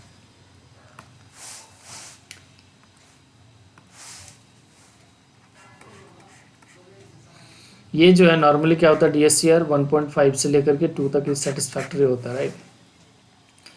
तो डेट कवरेज रेशियो क्या होता है, दैट इज यहाँ पे 1.5 से लेकर के 2 तक क्या रहेगा, इससे बीच भी चलेगा, इससे कम नहीं होना चाहिए और इससे ज़्यादा भी नहीं होना चाहिए. And you may note that sometimes in both the numerator and denominator lease rentals may also be added. आप या तो न्यूमिनेटर या फिर डिनोमिनेटर में आप देखोगे कि लीज रेंट जी, सॉरी हाँ एक्चुअली मेरी भतीजी आ गई थी तो इस वजह से. चलिए अब देखते हैं यहाँ पे DSCR आपका क्या होना चाहिए. डेट सर्विस कवरेज रेशियो 1.5 से लेकर 2 सेटिस्फैक्टरी है. And you may note that sometimes in the both the numerator and denominator lease rentals में ऑल्सो बी एडेड, राइट. ये भी चीज़ आपको ध्यान रखनी पड़ेगी कि हो सकता है कि दैट इज आपको समटाइम्स जो होता है ना नोमिनेटर एंड डिनोमिनेटर में क्या हो सकता है कि दैट इज लीज रेंटल में भी एडेड करनी पड़ जाए आपको. फिर आप देखिए कि interest coverage ratio, this ratio also known as the basically times interest earn ratio, right. Times interest earn ratio indicate the firm's ability to meet the interest and other fixed charges obligation and this ratio computed as the interest coverage ratio. क्या हो गया basically, ये भी important है, ये भी जब आप फाइनल लेवल में आओगे तो आपको ये भी देखना आपको पढ़ना पड़ेगा. तो बेसिकली ये हो गया कि interest coverage ratio earning before interest and taxes and upon the EBIT, मतलब हो गया सिंपल सा मैं बोलूँ EBIT अपन सॉरी इंटरेस्ट, मतलब कितने टाइम्स आपकी EBIT इसको कवर कर रही है ना. सपोज अगर EBIT अगर मेरे 100 और अगर ये 10 हो गया ना, इसको दैट इज 10 टाइम्स क्या कर रहा है मेरा EBIT आपके इंटरेस्ट को दैट इज कवर कर रहा है. तो जो लेंडर है उनको टेंशन लेने की यहाँ पर बिल्कुल ही ज़रूरत नहीं है, ठीक है. इंटरप्रिटेशन ये बोल रहा है कि that is EBIT and taxes are used in the nominator in ratio of their because ability to pay interest is not affected by the tax burden as interest or on debt fund is deductible expenses. It measure how many times of the companies, देखो यहाँ पे बोल रहा है कि it measures करता है that is how many times a company जो can cover its current interest payment with the available earnings. जैसे कि मैंने आपको बताया, in other words में it reflect the basically margin of safety. इसको मार्जिन सेफ्टी भी बोल सकते हैं. ये क्या है, दैट इज यहाँ पे margin of safety of a company has paying interest and debt during the basically given period of time. तो ये आपको एनालाइज करने में भी काफ़ी मदद मिलेगी कि कंपनी की क्या स्ट्रेंथ है, कंपनी क्या क्या कंपनी अपने इंटरेस्ट को रेगुलर दैट इज यहाँ पे पे ऑफ कर पा रही है. हाँ जी, तो ये चीज़ें हैं. फिर इसके बाद दैट इज यहाँ पे high interest coverage ratio means क्या होगा, that is enterprise can easily meet its interest obligation even if earning before the interest and taxes suffer a considerable decline. A lower ratio indicate the excessive use of the debt or inefficient operation. ये हो गया.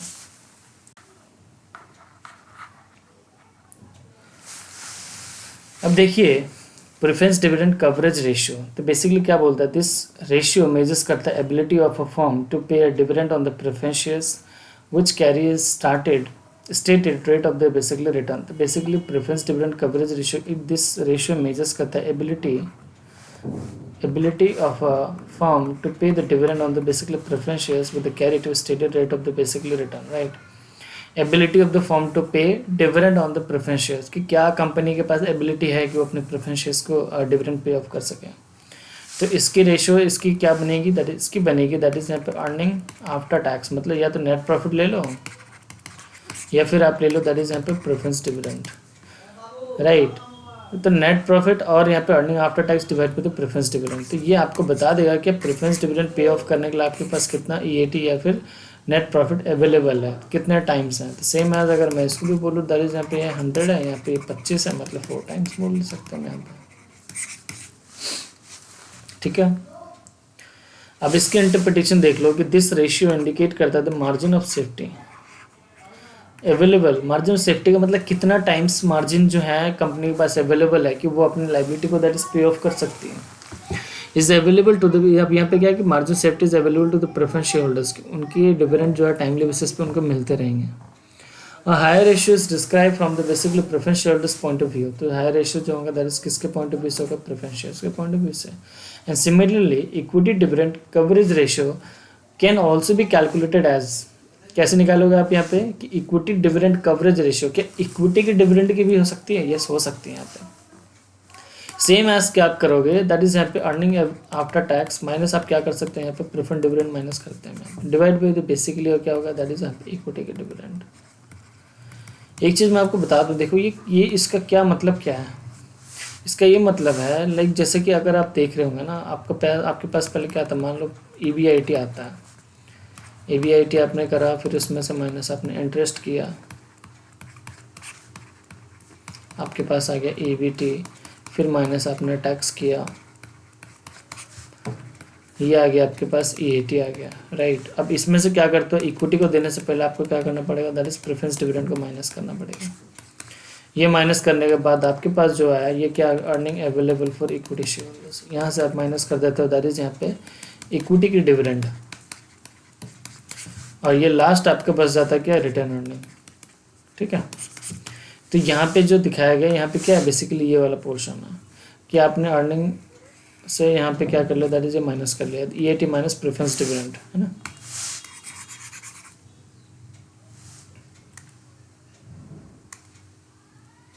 ठीक है, चलिए अब next हम देखते हैं यहाँ पे क्या, ये तो हो गया इक्विटी डिविडेंड कवरेज रेशियो भी हो गया, प्रेफरेंस डिविडेंड कवरेज रेशियो भी हो गया।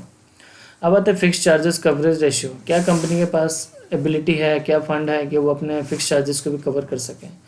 तो उसके लिए भी दैट इज सेम है, आपको EBIT प्लस यहाँ पे क्या लेना पड़ेगा, डेप्रिसिएशन लेना पड़ेगा। डेप्रिसिएशन आपको पता है कि क्या एक नॉन कैश आइटम है, and divide with basically interest plus the repayment of loan, right. तो ये दो चीज़ें होंगी, EBIT plus depreciation divide by the basically interest plus repayment of loans, है ना। इंटरेस्ट होएगा और रीपेमेंट लोन मतलब जो भी इसके EMI वगैरह बनते हैं, इंस्टॉलमेंट वगैरह को, ठीक है। तो notes for the calculating ratio, तो EBIT आपने देखा, EBIT कैसे निकला, दैट इज यहाँ पे इसको PBIT बोल सकते हैं, अर्निंग आफ्टर टैक्स को आप पैट भी बोल सकते हैं, EBT को आप PBT भी बोल सकते हैं, and the ratio shall be calculated based on the requirement and availability of information and may derive from the original formula से डेराइव होता है, and it require the assumption should be given, right.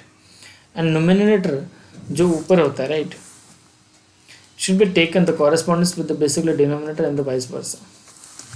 अब आते हैं, अब देखिए यहाँ पे अब आते हैं तीसरे में कि activity ratio and efficiency ratio and the performance ratio and turnover ratio, ये आपके दैट इज थर्ड वाली जो है, जो रेशियोज हम यहाँ पढ़ने जा रहे हैं, राइट।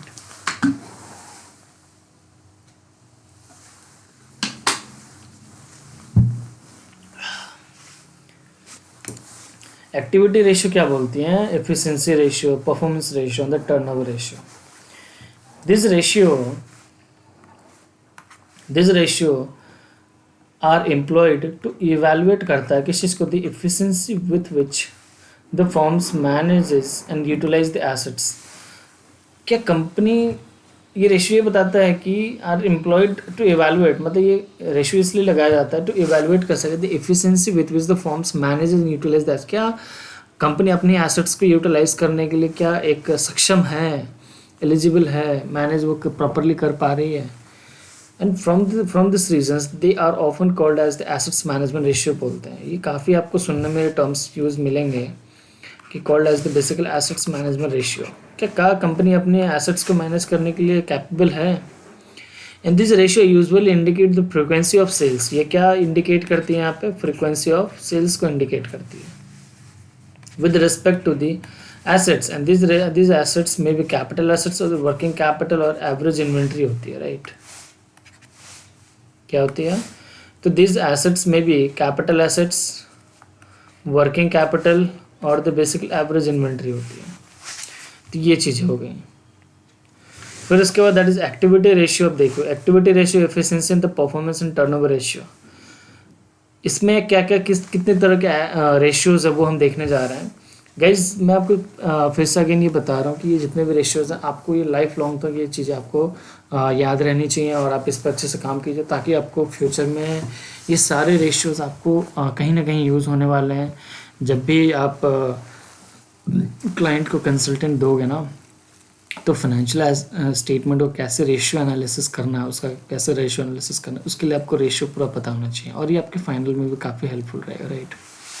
तो देखिए जैसे कि टोटल एसेट्स टर्नओवर रेशियो, और एक चीज़ और मैं बोलना चाहूँगा दोबारा कि please subscribe my channel, right, and like करें और कमेंट करें उस पर जो भी आपको सजेशंस देनी हो अच्छी कि मैं इसमें और बेहतर कर सकता हूँ वो प्लीज़ आप उसमें कमेंट डालें ताकि मैं उस पर और बेहतर काम कर सकूँ, राइट।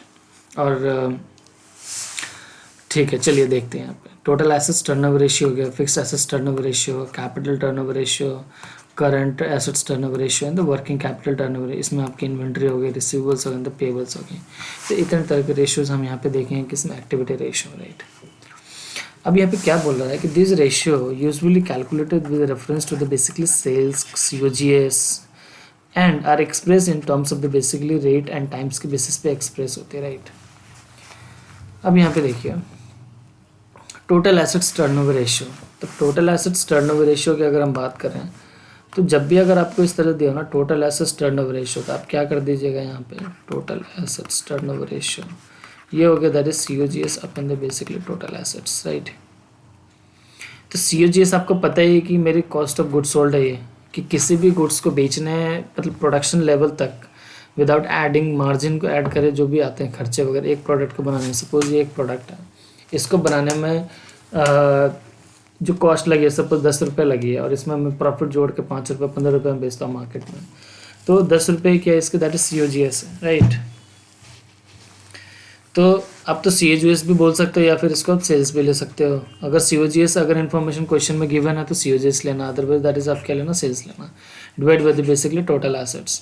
तो आपको ये पता चल जाएगा कि मेरी सेल्स के अगेंस्ट मेरी टोटल एसेट्स कितनी है। तो ये क्या बोलता है कि high total assets turnover ratio indicate करेगा कि efficiency utilization of the total assets in generation of the sales.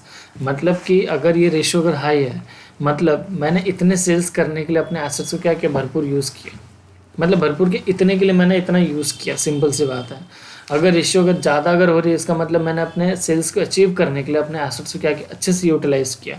और अगर कम है sales total assets turnover ratio, इसका मतलब क्या हो गया कि आपकी अगर सेल्स अगर कम है तो आपने अपने एसेट्स को प्रॉपर यूटिलाइज नहीं किया ना। सपोज जैसे कि मान लो अगर मैं सिंपल ले लूँ 10 इक्वल्स टू ये कितना आ रहा है, ये 10 टाइम्स आ रहा है ना,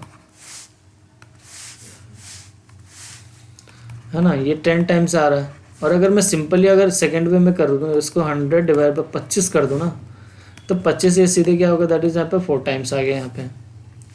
तो मैं टाइम्स के वाइज देख लूँगा कि मेरी सेल्स, अब मैं सेल्स को क्या करूँगा, यहाँ पे घटाऊँगा। तो ये मैंने गलत आपको दे दिया एग्जाम्पल, इसको ऐसे कर लेते हैं। यहाँ पे आप क्या करोगे, मान लो 75 करोगे और यहाँ 10 कर दोगे, तो ये मेरा कितना, दैट इज 7.5 टाइम्स हो गया ना। तो मेरा रेशियो क्या होगा, घट गया यहाँ पे। यहाँ पे क्या था, जो मेरा 10 टाइम्स था यहाँ पे कितना 7.5, मतलब मैंने अपने एसेट्स का प्रॉपर यूटिलाइज नहीं किया, कह सकते हैं, राइट। अब यहाँ पे क्या कह रहा है कि similarly low assets turnover ratio indicate करता है fixed assets are not efficiently used to generate sales. अगर लो अगर रेशियो है तो मतलब मैंने अपने सेल्स को जनरेट करने के लिए एसेट्स को एफिशिएंटली मैनर में अगर यूज़ नहीं किया है। अब आते हैं that is fixed assets turnover ratio. Fixed assets turnover ratio क्या बोलता है, ये मेजर करता है बेसिकली एफिशिएंसी। ये क्या मेजर करता है यहाँ पे, ये मेजर करता है efficiency of the firm uses it's fixed assets. तो ये बेसिकली फॉर्म्स की एफिशिएंसी बताता है कि फिक्स्ड एसेट्स टर्नओवर रेशियो। तो सेम आज इसका भी हम क्या करेंगे, सेल्स अपन COGS अपन फिक्स्ड एसेट्स, ये आपका फॉर्मूला, ये आप ध्यान रखिएगा। उसमें क्या डिफरेंस था कि इसमें टोटल एसेट्स आ रहा था यहाँ पे डिनोमिनेटर में, और यहाँ पे क्या आ रहा है, फिक्स्ड एसेट्स आ रहा है। तो ये चीज़ है सेम एज कंसेप्ट वही है कि अगर हाई अगर fixed assets turnover ratio indicate करता है that is efficient utilisation of the fixed assets in generating sales. A firm whose plant and machinery are old, अगर मान लो कि जिनका प्लांट एंड मशीनरी क्या ओल्ड है, may show a higher fixed assets turnover ratio than the firm which has purchased them recently. तो अगर जिनकी प्लांट एंड मशीनरी अगर क्या ओल्ड है लेकिन फिर भी अगर उनके रेशियो अगर हाई निकले, इसका मतलब क्या है कि उन्होंने ओल्ड को हटा करके न्यू प्लांट एंड मशीनरी को वहाँ पे काम में आपने लगाया हुआ है ना। तो ये है। फिर उसके बाद आप देख सकते हैं दैट इज यहाँ पे C। अब C क्या है, that is capital turnover ratio the net assets turnover ratio, right. Capital turnover ratio होगा दैट इज आपके यहाँ पे सेम एज आपने क्या कर लिया, दैट इज यहाँ पे sales upon COGS divide by net assets. अब यहाँ पे हमने क्या ले लिया, नेट एसेट्स। हमने एक जगह लिया टोटल एसेट्स, एक जगह हमने ले लिया फिक्स्ड एसेट्स, एक जगह ले लिया हमने यहाँ पे नेट एसेट्स। तो ये चीज़ आपको यहाँ पे ध्यान रखनी पड़ेगी कि जब हम टोटल एसेट्स टर्नओवर रेशियो लेते हैं तो इस पोर्शन को आपको क्या रखना है, इस पोर्शन को हमेशा न्यूमिनेटर में रखना, ऊपर रखना। तो basically sales COGS upon the total assets. अगर आपको बोला जाए फिक्स एसेट्स टर्नओवर रेशियो, तो COGS and sales upon the basically fixed assets. Same as अगर आपको बोला जा रहा है कैपिटल टर्नओवर रेशियो या फिर नेट एसेट्स टर्नओवर रेशियो, तो sales COGS upon the net assets आप यहाँ पे बोल सकते हैं, राइट। तो ये इसका फॉर्मेशन, ये सिंपल है। आप जो ये वाला जो लास्ट का जो रहेगा ना, इसको आप न्यूमिनेटर में रख दो और इसको डिनोमिनेटर में रख दो, तो आपको क्या रहेगा, दैट इज फॉर्म, जो फॉर्मूलाज हैं उनको रिमेंबर याद करने में आपको क्या रहेगा, आसानी रहेगी। इंटरप्रिटेशन सेम है। देखो यहाँ पे क्या है कि that is net assets equal to the basically capital employed and it is known as the capital turnover ratio. Net asset, जब भी आपके नेट एसेट्स अगर इक्वल हो जाए ना कैपिटल एम्प्लॉयड के, तो उसको हम क्या मानेंगे, that is capital turnover ratio बोलेंगे। And this ratio indicate the firm's ability of generating sales and COGS as per the rupee of long-term investment. And the higher the ratio, the more efficient is the utilization of owners and the long-term जो creditors हैं उनके funds को। फिर current assets turnover ratio, same as sales upon COGS upon तो basically current assets ले लो। ये क्या indicate करता है, higher the ratio more efficient is the utilization of the basically current assets in generating the basically sales.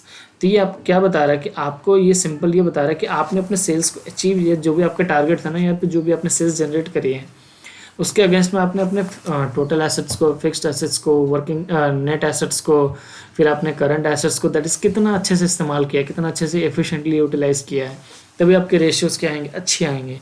और तभी जब अच्छे आएंगे तभी आप कह सकते हैं हाँ ये कंपनी बेटर परफॉर्म कर रही है, ये अपने क्या कर रही है, दैट इज़ ये अपने जो भी इनके आप बैलेंस शीट में जो एसेट साइड में देख रहे होंगे ना, जो भी फिक्स्ड एसेट्स हैं या फिर टेंजिबल इंटेंजिबल एसेट्स हैं या करंट एसेट्स हैं, जो भी एसेट साइड में है, तो आप ये समझ सकते हो रेशियोज़ को देख करके हाँ ये क्या कर रहे हैं, अपने एसेट्स को अच्छे से यूटिलाइज कर रहे हैं, जिससे इनकी सेल्स जो है वो क्या हो रही है, ग्रो कर रही है।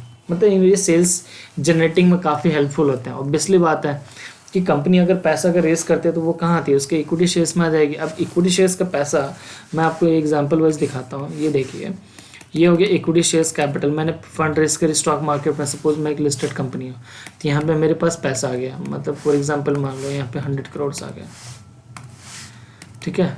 अब इस फंड को मैं क्या करूँगा, यहाँ पे प्लांट एंड मशीनरी ले लूँगा, यहाँ पे 20, यहाँ पे हो सकता है मैं फर्नीचर एंड फिक्सचर ले लूँ 20 का, यहाँ पे मैं हो सकता है बिल्डिंग ले लूँ यहाँ पे 30 का, यहाँ पे इंटेंजिबल एसेट्स लाइसेंस वगैरह हो सकता है, यहाँ पे मैं ले सकता हूँ, दैट इज़ यहाँ पे कितना होगा 30 20 50 तो 70, और यहाँ पे सपोज 30। तो इस तरीके से मैं क्या कर रहा हूँ, यहाँ पे जो भी मैं फंड रेज करूँ तो पैसा को मैं यहीं इन्वेस्ट कर रहा हूँ।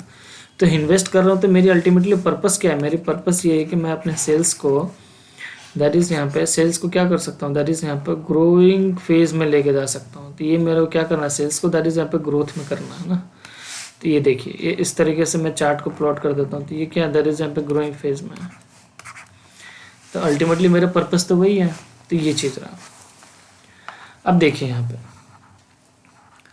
अब यहाँ पे करंट एसेट्स टर्नओवर रेशियो आपने देख लिया, इंटरप्रिटेशन देख, फिर working capital turnover ratio same है। आप इसको क्या करिए यहाँ पे कि जो टर्नओवर रेशियो इसको नोमिनेटर में डाल दीजिए, जो भी टर्नओवर मतलब सेल्स या COGS हो गया, जो कि एज पे जो भी क्वेश्चंस में गिवन रहेगा उस अकॉर्डिंग आपको यहाँ पे करना है, डिवाइड विद वर्किंग कैपिटल। अब ये क्या बोलता है कि that is higher the ratio, that is यहाँ पे higher the ratio more efficient is the utilization of working capital. जितना ज़्यादा रेशियो होगा आप अपने वर्किंग कैपिटल को अच्छे से यूज़ कर रहे हो। वर्किंग कैपिटल कैसा आ गया आपके यहाँ पे, assets minus liabilities, current assets minus net working capital आ गए यहाँ पे, ठीक है।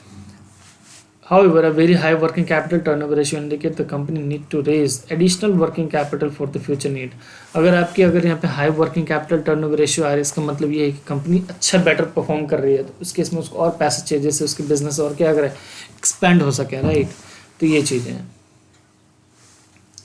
फिर उसके बाद आप देखिए कि working capital is the further segregated into the inventory turnover, debt ratio and the creditors turnover and average of the basically total assets हो गए यहाँ पे इसकी। अच्छा, वर्किंग कैपिटल क्या है, further segregate into the inventory turnover में कर सकते हो आप। डेटर टर्नओवर मतलब क्या है कि ये होगा वर्किंग कैपिटल। वर्किंग कैपिटल को आप ले सकते हो इन्वेंटरी टर्नओवर में ले सकते हो, डेटर टर्नओवर में ले सकते हो, and the basically creditor turnover में ले सकते हो। Average of total assets and fixed assets, current assets, net assets, working capital is also can be taken denominator from the above ratio. आप क्या सकते हो, ये भी ले सकते हो यहाँ पे, जो कि हम ऊपर से देखते आ रहे हैं, राइट। फिर आते हैं inventory and stock turnover ratio, right. अब this ratio also known as the basically stock. अब ये देखो कितना इंपॉर्टेंट है ये वाला भी। कि also known as the stock turnover ratio बोलते हैं, right. And establish the relationship between the basically किसके रिलेशनशिप मतलब ये करता है COGS ड्यूरिंग द ईयर में, and average inventory held during the year, कितना एवरेज इन्वेंट्री इनके पास पड़ी हुई है। तो बेसिकली इसमें आप क्या लोगे यहाँ पर, वही COGS ले लोगे अपन अपने यहाँ पे सेल्स, अपन एवरेज इन्वेंट्री। हम एवरेज क्यों ले रहे हैं, एवरेज इसलिए ले रहे हैं क्योंकि ड्यूरिंग द हम बता नहीं सकते ना कि हमारे पास कितने इन्वेंट्री हैं। आपके पास इन्वेंट्री आती है जाती है, इन्वेंट्री आती है, तो एक एवरेज आप निकालोगे कि भाई हाँ, तभी आपके बेसिस पे क्या निकलेगा, दैट इज आपकी इन्वेंट्री निकलेगी, इन्वेंट्री टर्नओवर रेशियो निकलेगी। और ये आप किस बेसिस पे निकालोगे, आप जैसे आपको पता है कि एवरेज इन्वेंट्री निकालो मतलब opening stock plus closing stock divide by basically 2। आप ये जैसे करोगे तो आपके पास एवरेज इन्वेंट्री आएगी, फिर आप COGS एंड सेल्स को डिवाइड कर दो एवरेज इन्वेंट्री से, न्यूमरेटर में आप COGS डालो, डिनोमिनेटर में आप एवरेज इन्वेंट्री डालो, तो आपकी एवरेज आपकी इन्वेंट्री टर्नओवर रेशियो आएगा। तो गाइस यहाँ पे आप ध्यान रखना कि यहाँ पे आपको क्या लेना है, यहाँ पे आपको लेना एवरेज इन्वेंट्री ही लेना है, राइट। फिर आप देखिए कि in the case of inventory of raw material, जैसे रॉ मटेरियल अगर मेरे पास आया, राइट, उसको कहाँ रखते हैं, गोडाउन में रख दिया हमने। बोल रहा है कि inventory turnover ratio is calculated using the following formula. मेरे पास सिर्फ क्या है, रॉ मटेरियल। अब देखो raw material inventory turnover ratio भी निकल सकता है कितना, कि रॉ मटेरियल मैंने कितना कंज्यूम्ड कर लिया और एवरेज रॉ मटेरियल स्टॉक कितनी मेरे पास पड़ी है, तो उससे क्या आ गया, मेरे पास raw material inventory turnover ratio आ गया, राइट। ये भी ध्यान रखने वाली बात है कि कितना मैंने रॉ मटेरियल कंज्यूम कर लिया और कितना मेरे पास एवरेज रॉ मटेरियल है स्टॉक में पड़ा हुआ है। तो ये मेरे पास क्या आ जाएगा, that is raw material inventory turnover ratio आ जाएगा, राइट। अब इसके इंटरप्रिटेशन आप देख लो यहाँ पे कि दिस रेशियो इंडिकेट करता है that is how fast the inventory is used and sold. कितने, मतलब सिंपल सी बात है कि दैट इज आपके पास एवरेज इन्वेंट्री, उसमें से आप कितना जल्दी कंज्यूम कर लेते हो। तो ये आपके बता रहे कि कैसे आपकी जो raw material inventory turnover ratio है, आपके पास माल आया, माल कितना जल्दी अपने प्रोडक्शन डिपार्टमेंट भेज दी जिससे कि माल कंज्यूम होकर फिनिश प्रोडक्ट में कन्वर्ट हो। इसका मतलब ये है कि आपके पास अपने डेटर्स के अपने आपके पास कस्टमर की रेगुलर डिमांड आ रही है, आपके माल भी सप्लायर्स आपके पास तुरंत आ रहे हैं, रॉ मटेरियल वगैरह, उसका प्रोडक्शन में डाल रहे हो। प्रोडक्शन से क्या हो रहा है कि दैट इज यहाँ पे फिनिश गुड्स में कन्वर्ट हो रहा है और वो तुरंत ही जा रहा है, मतलब वो क्या हो रहा है, मैं अपने कस्टमर को सप्लाई भी कर रहा हूँ। तो इधर सप्लाई हो रहा है, इधर मैं सप्लायर से माल ले रहा हूँ और ये जा रहा है। ये एक एवरेज एक स्पीड बताता है कि हाँ मेरे पास कोई भी आइडियल इन्वेंट्री नहीं पड़ी है, जैसे कि मेरी वर्किंग कैपिटल ब्लॉक हो जाए, राइट। तो ये सब चीज़ें हैं। फिर इसके बाद देखिए यहाँ पे a low ratio would indicate the inventory is not due. अगर ये रेशियो अगर लो हुआ, रेशियो हाई हुआ मतलब सब कुछ बढ़िया चल रहा है, रेशियो अगर लो हुआ इसका मतलब मेरे पास क्या इन्वेंट्री बची हुई, बिक ही नहीं रहा हो। कह रहा है कि that is the indicate the inventory is not use to sold और लॉस्ट। इन्वेंट्री ना यूज हो रही है, ना सोल्ड हो रही है, ना लॉस्ट हो रही है, एज इट इज पड़ी है, तो मेरी वर्किंग कैपिटल वहाँ पे क्या हो रही है, दैट इज ब्लॉक हो रही है fund. And stay in a shelf और in the basically warehouse for the long time, लंबे समय से पड़े है, कैरिंग चार्जेस हो गए, उसके रेंट हो गए, ये सब चीज़ें अननेसेसरी जा रहा है स्टॉक नहीं। मतलब ये आप मतलब क्या है ना, एनालाइज कर सकते हो हाँ कि कंपनी का क्या है, स्ट्रेंथ क्या है इससे, ठीक है। तो रेशियो आपके स्ट्रेंथ एंड वीकनेसेस दोनों का बताता है, जैसे कि हमने आप ऊपर देखा था। फिर आप देखिए कि receivables that is debtors turnover ratio in case the firm sell goods on credit. अगर फर्म अगर क्या करे, क्रेडिट में अगर गुड्स को बेच रही है, and the realization of sales revenue is delayed and the receivable are created and the cash is realize from this receivables later on. कहने का मतलब क्या, मैंने अपने डेटर्स को बेचा, दो तरह के होते हैं ना सेल, एक तो मैंने कैश सेल्स करी, क्रेडिट सेल करी। तो कैश सेल तो मेरे को इंस्टेंटली कैश आ गया, लेकिन क्रेडिट सेल केस में क्या हो गया, दैट इज मेरे पास मेरी एक पॉलिसी है जो मैं अगर माल अगर कस्टमर को बेचता हूँ उधारी में, तो हो सकता है 60 दिन के बाद ही मेरे को पैसे दे, 70 दिन 90 डेज का दे। तो ये क्रेडिट पीरियड बोलते हैं इसको, इसलिए हम डेटर एजिंग बनाते हैं। आप जब अपने आर्टिकलशिप में जब जाओगे तो आपको डेटर, जब भी आप कंपनीज में स्टार्ट ऑडिट वगैरह करोगे ना या इंटरनल ऑडिट करोगे, तो आपको डेटर्स की एजिंग निकालनी पड़ेगी कि ये डेटर्स कितना पुराना है, आपकी क्रेडिट पीरियड कितनी है और डेटर्स कितने टाइम से आपके बैलेंस शीट में पड़ी हुई है जिसका आपके पास पैसे रिकवर नहीं हुआ। तो ये बोल रहे हैं कि that is receivables and debtors turnover ratio in case the firm अगर सेल करती है ऑन क्रेडिट बेसिस पे बेचती है, तो realization of sales revenues delay और रियलाइजेशन भी नहीं हो रहा, सेल भी नहीं हो रहा, मतलब जिससे आपने सेल करी है वो पैसा क्या रियलाइज नहीं हो रहा। एंड रिसीवेबल आर क्रिएटेड, उससे क्या होगा, आपकी बैलेंस शीट के जो आपकी एसेट साइड है ना, करंट एसेट साइड, वहाँ पे क्या होगा, दैट इज आपकी रिसीवेबल्स खड़ी हो जाएंगी। तो ये चीज़ है। And this cash is realize from this receivables later on, हो सकता है ये ऑब्वियसली बाद में मिलना है। And the speed with which these receivables are collected affect the liquidity position of the firm। तो इसकी स्पीड होगी ना, वो क्या करेगा, आपकी लिक्विडिटी पोजीशंस को दैट इज यहाँ पे अफेक्ट करेगी। जितनी जल्दी आपके पास पैसा रिकवर होगा उतना ज़्यादा बेटर है, आपके पास कैश आएंगे, आप उसको फर्दर इन्वेस्ट करोगे, लेकिन अगर जितना लेट आएंगे तो आपके पास कैश की हमेशा क्रंच रहेगी, राइट। टाइमली अगर आपके पास अगर कस्टमर से पैसे नहीं हैं तो आप क्रिएटर्स को कैसे पे करोगे, क्योंकि आपने उससे माल लिया होगा। तो ये चीज़ें, तो वो एक साइकिल जो है आपका क्या चलना चाहिए, बहुत ही स्मूथली चलना चाहिए। तो ये रेशियो ये भी इंडिकेट कर देगा कि रिसीवेबल डेटर्स टर्नओवर रेशियो कैसे है। It measures the efficiency with the management is managing it's account receivable. इससे ये भी पता चलता है कि मैनेजमेंट उनका कितना इफेक्टिवली काम कर रहे हैं, उनके रिसीवेबल्स के साइकिल क्या है, मैनेजमेंट कैसे अपने जो कस्टमर से पैसे रिकवर कर रहे हैं with in a time period. तो वो सब चीज़ें आपको यहाँ पे रेशियोज एक इंडिकेट कर देगा। तो डेटर्स टर्नओवर रेशियो आप कैसे निकालोगे, दैट इज क्रेडिट सेल, क्योंकि आप यहाँ पे क्या कर रहे हो, क्रेडिट सेल कर रहे हो। तो आपने क्रेडिट सेल्स करा, आपने बेसिकली एवरेज अकाउंट रिसीवेबल है, सॉरी हाँ। तो ये आपके credit sale divide with average account receivables आ गई। A low debtors turnover ratio reflect करता है कि लिबरल क्रेडिट टर्म्स को granted to the customers while the high ratio shows that the collections are made rapidly. तो मतलब लो अगर debtor turnover ratio इसका मतलब रिफ्लेक्ट कर रहा है क्या, कि लिबरल क्रेडिट टर्म्स, एक लिबरल क्रेडिट टर्म्स दिया गया ग्रांटेड टू द कस्टमर्स को। वेल अगर ये रेशियोज अगर हाई हैं मतलब कलेक्शंस आर मेड रैपिडली, मतलब कलेक्शन जल्दी हो रहे हैं। तो सिंपल ये है कि इन शॉर्ट अगर मैं बोलूँ को, अगर आपकी अगर रेशियो अगर हाई है इसका मतलब आपकी कलेक्शंस अच्छी आ रही है, और रेशियोज अगर कम है मतलब आपकी कलेक्शन धीमी है, ढीली है, तो उस केस में तो यार दिक्कत है ही ना फिर। अब देखिए फिर इसके बाद that is receivable debtors and velocity average collection period. तो रिसीवेबल वेलोसिटी क्या, देखो नाम कितना फैसिनेटिंग सा लग रहा है ना। तो डेटर्स टर्नओवर रेशियो इंडिकेट करता है एवरेज कलेक्शन पीरियड। तो जो डेटर्स के डेटा टर्नओवर रेशियो है वो क्या इंडिकेट करती है, average collection period. And however the average collection period can be directly calculated as follows. तो एवरेज कैलकुलेशन आप कैसे निकालोगे यहाँ पे, तो आपकी average account receivable divide by average daily credit sale, right, ये हो गया। या फिर हम ऐसे निकाल सकते हैं 12/365 या 360 ले लो, यहाँ पे 52 वीक हो गया। इंस्टीट्यूट यहाँ पे 360 ले रहा था, आप भी 360 लेना, right. And the receivable turnover ratio, इससे क्या आ जाएगा आपके यहाँ पे एवरेज कलेक्शन पीरियड आ जाएगा कि कितने टाइम पीरियड में दैट इज कलेक्ट होता है। मतलब अगर सिंपली मैं ये ले लूँ कि 12 महीना है, इधर 360 डेज या 52 वीक है, तो divide by receivable turnover ratio आप कर लो। या फिर आप एवरेज अकाउंट रिसीवेबल ले लो कि इतने टाइम में अकाउंट से रिसीवेबल आ जाते हैं, divide by average credit sales आप कितने के देखते हो, तो वहाँ से आपको एवरेज कलेक्शन पीरियड आ जाएगी, राइट। अब एवरेज डेली, अब ये कैसे निकालेंगे, इसको हम ऐसे निकालते हैं। ये बोल रखा है दैट इज यहाँ पे credit sales upon the basically number of days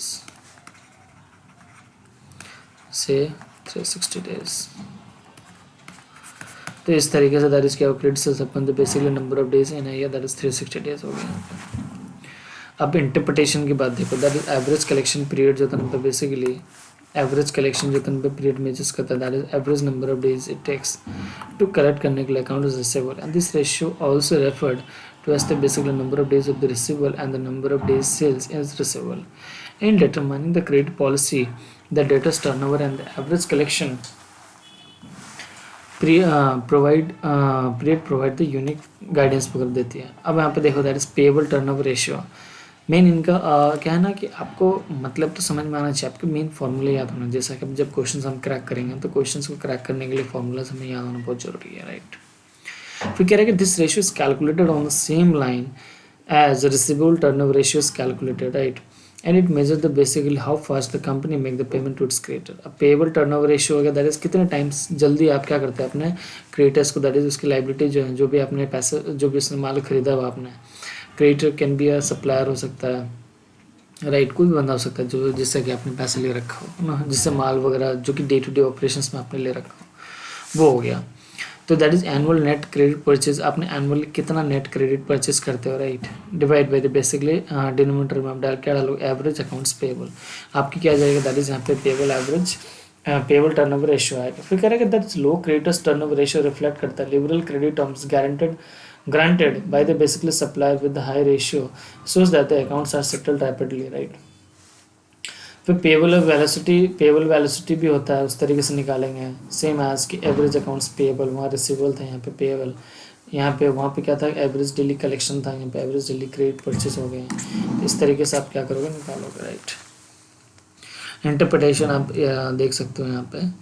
अब यहाँ पे बोल रहे हैं कि the above three ratio inventory turnover ratio, receivable turnover ratio, payable turnover are also relevant to examine the liquidity of an organization. इससे क्या होता है, लिक्विडिटी का भी पता चलता है कि कितने टाइम्स में पैसे आ रहे हैं ऑर्गेनाइजेशन के पास, कितने टाइम्स में जा रहे हैं। इससे आपको क्या पता चल जाएगा कि दैट इज हम पे कंपनी जो है कितनी अच्छे तरीके से अपने बिजनेस को रन कर रही है या ऑपरेट कर रही है, लाइक कि उनके क्रिएटर्स, उनके कस्टमर भी खुश हैं कि टाइमली पैसे भी आ रहे हैं, ताकि उनको सप्लाई जो भी गुड्स एंड सर्विसेज है उनको टाइमली डिलीवर किया जा रहा है।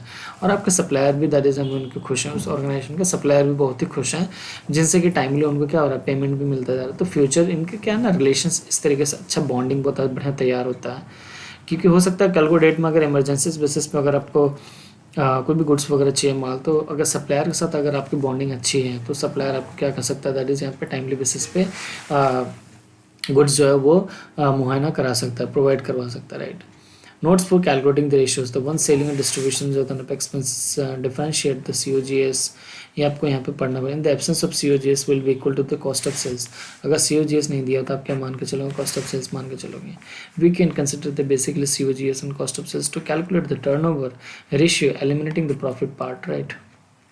फिर average total assets, fixed assets, current assets, net assets, इन सबको यहाँ पे हम देखेंगे कि in fact when the average figure of the total assets, net assets, capital employed, shareholder assets are available, it may be preferred to calculate the ratio by using this information, and the ratio shall be calculated based on the requirement and availability of information and may deviate from the original formula, and if required assumption जो होता है should be यहाँ पे that is given, right। ये हो गया। तो ये प्रॉफिटेबिलिटी रेशियोज यहाँ पे हैं। लास्ट एक शायद प्रॉफिटेबिलिटी रेशियो, राइट। मैं देख लेता हूँ कितना हो रहा है, जिसके बाद हम क्या करेंगे, अपना प्रैक्टिकल क्वेश्चंस भी स्टार्ट करना ना हमें। तो ये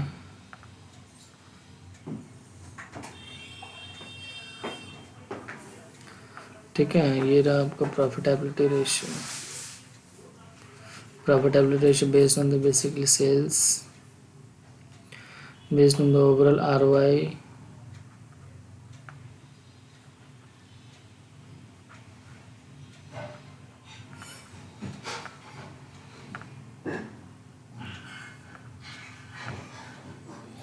profitability ratio requirement for the analysis owner's point of view,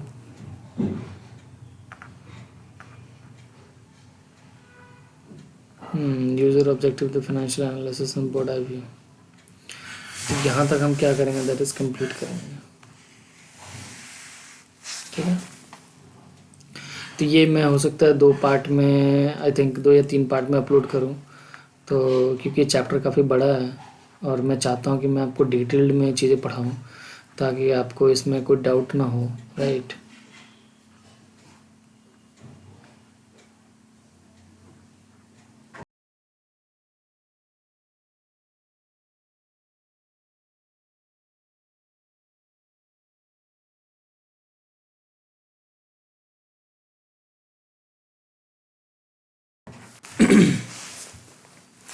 तो यहाँ पे हम कहाँ थे, हम यहाँ से स्टार्ट कर रहे हैं, राइट। ये तो हमने देख लिया था पूरा ऑपरेटिंग प्रॉफिट रेशियो। 1 मिनट, हाँ यहाँ से देखेंगे ना। Profitability ratio, the profitability ratio basically measure करता है क्या चीज़, कि प्रॉफिटेबिलिटी मेजर्स द प्रॉफिटेबिलिटी और operational efficiency of the firm, and this ratio reflect करता है,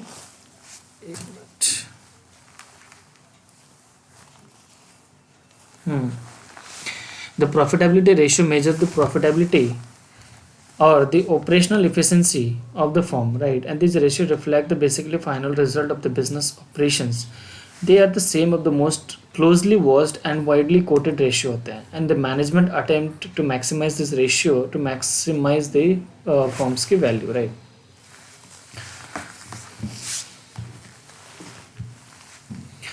फिर इसके बाद the result of the form can be evaluated in terms of its earning and with reference to the basically given level of assets और sales और owners के interest, and therefore the profitability ratios are broadly classified into the basically 4 categories में।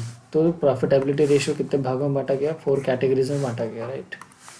एक होता है profitability ratio related to the basically sales, and profitability ratio related to the overall return on investment. तीसरा होता है profitability ratio required for the basically analysis of the basically owners होता है basically point of view, and profitability ratio related to the basically market valuation of the basically investor. तो ये चारों ही profitability ratio काफ़ी important है और ये काफ़ी interesting भी है. तो profitability ratio अगर हम देखें तो फर्स्ट ऑफ ऑल देख सकते हैं दैट इज यहाँ पे इसकी GP ratio, net profit ratio, operating profit ratio and expense ratio, ये चार तरह के इसमें प्रॉफिटेबिलिटी रेशियोज में कवर होता है. फिर profitability ratio related to the overall return on investment या return on assets. Like ROI के देख सकते हैं, ROI रिटर्न ऑन एसेट्स क्या है, रिटर्न ऑन कैपिटल एम्प्लॉयड, आपने कितना पैसा लगाया, कितना आपके पास मिला, कितना आपने एसेट्स लगाया, उसमें कितना रिटर्न जनरेट हुई. ग्रॉस प्रॉफिट भी हम यहाँ पे देखेंगे क्या कैसे ग्रॉस प्रॉफिट कैलकुलेट की जाती है, राइट. फिर नेट प्रॉफिट रेशियो, ऑपरेटिंग, इस तरह की चीज़ें. फिर रिटर्न ऑन इक्विटी. फिर इसके बाद आप देख सकते हैं दैट इज यहाँ पे profitability ratio required for the analysis of the owners point of view, right.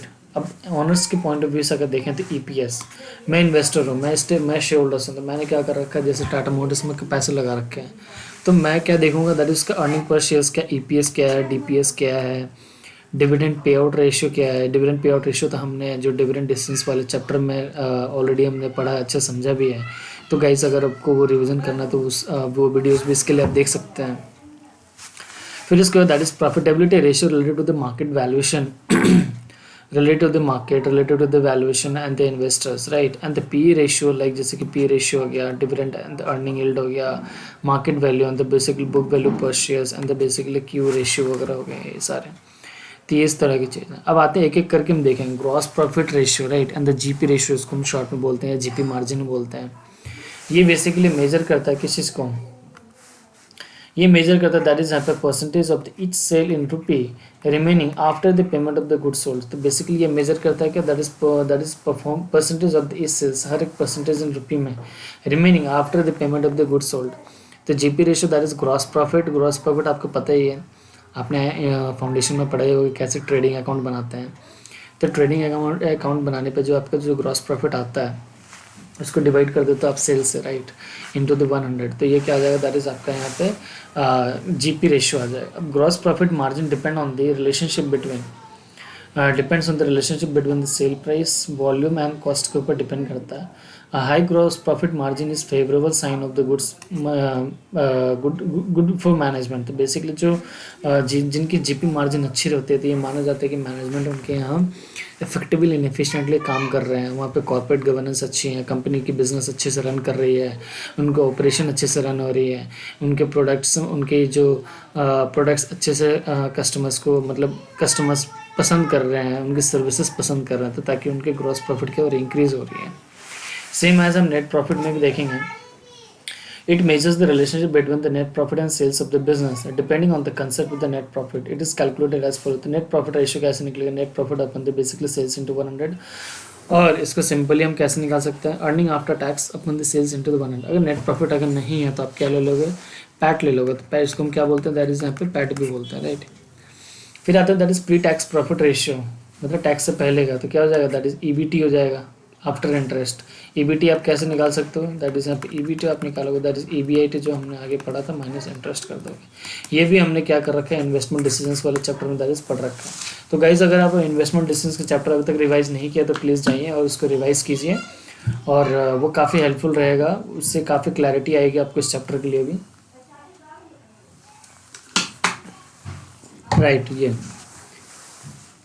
फिर उसके बाद दैट इज इंटरप्रिटेशन. अब net profit ratio find the basically proportion of the revenue that find you the best into the basically profit after meeting all the expenses. A high profit net profit ratio indicate the positive returns from the business. तो basically है कि net profit ratio basically find करता है the proportion of the revenue, कितने proportion का revenue that is net profit हुआ, right. And find the way into the profit after meeting all the expenses. सारे खर्चे मतलब जो आपकी प्रॉफिट नेट प्रॉफिट क्या होता है, जितना आपने क्रेडिट साइड में जितने भी आपके रेवेन्यू जनरेट हुए हैं उसको माइनस कर देते हो, किससे, दैट इज आप खर्चों से माइनस करते हो, राइट. तो जो भी आपकी इनकम हुई, इनकम माइनस एक्सपेंसेस, आपका नेट प्रॉफिट आ गया यहाँ पे, इस तरीके से आप निकाल लोगे. फिर आता है operating profit ratio. Operating profit ratio is also calculated to evaluate the basically operating performance of the business, की कंपनी कैसे परफॉर्म करे, इसलिए ऑपरेटिंग रेशियोज होता है. तो operating profit divide by the sales into the basically 100, right. तो इस तरीके से भी दैट इज आप यहाँ पे फॉर्मूला रखोगे, याद आपको याद तो करना ही है. और ऑपरेटिंग प्रॉफिट की जगह आप क्या ले सकते हैं यहाँ पे, EBIT भी ले सकते हैं। EBIT upon sales into the basically 100, तो ऑपरेटिंग प्रॉफिट हो गया that is sales minus COGS minus operating expenses. तो ये आपके ऑपरेटिंग प्रॉफिट है। कैसे निकला आपने ऑपरेटिंग प्रॉफिट कैसे निकाला आपने, निकाला कि सेल्स में से COGS माइनस किया था, आपके पास क्या हो गया दैट इज टोटल प्रॉफिट आ गया, उसमें से माइनस कर दो तो ऑपरेटिंग एक्सपेंसेस, तो आपकी क्या हो जाएगी, ऑपरेटिंग की प्रॉफिट आ जाएगी, राइट। इंटरप्रिटेशन क्या बोलता है यहाँ पे कि ऑपरेटिंग प्रॉफिट रेशियो मेजर करता है that is performance percentage of is sales in rupee remains after the payment of all the cost and expenses except for the interest and taxes।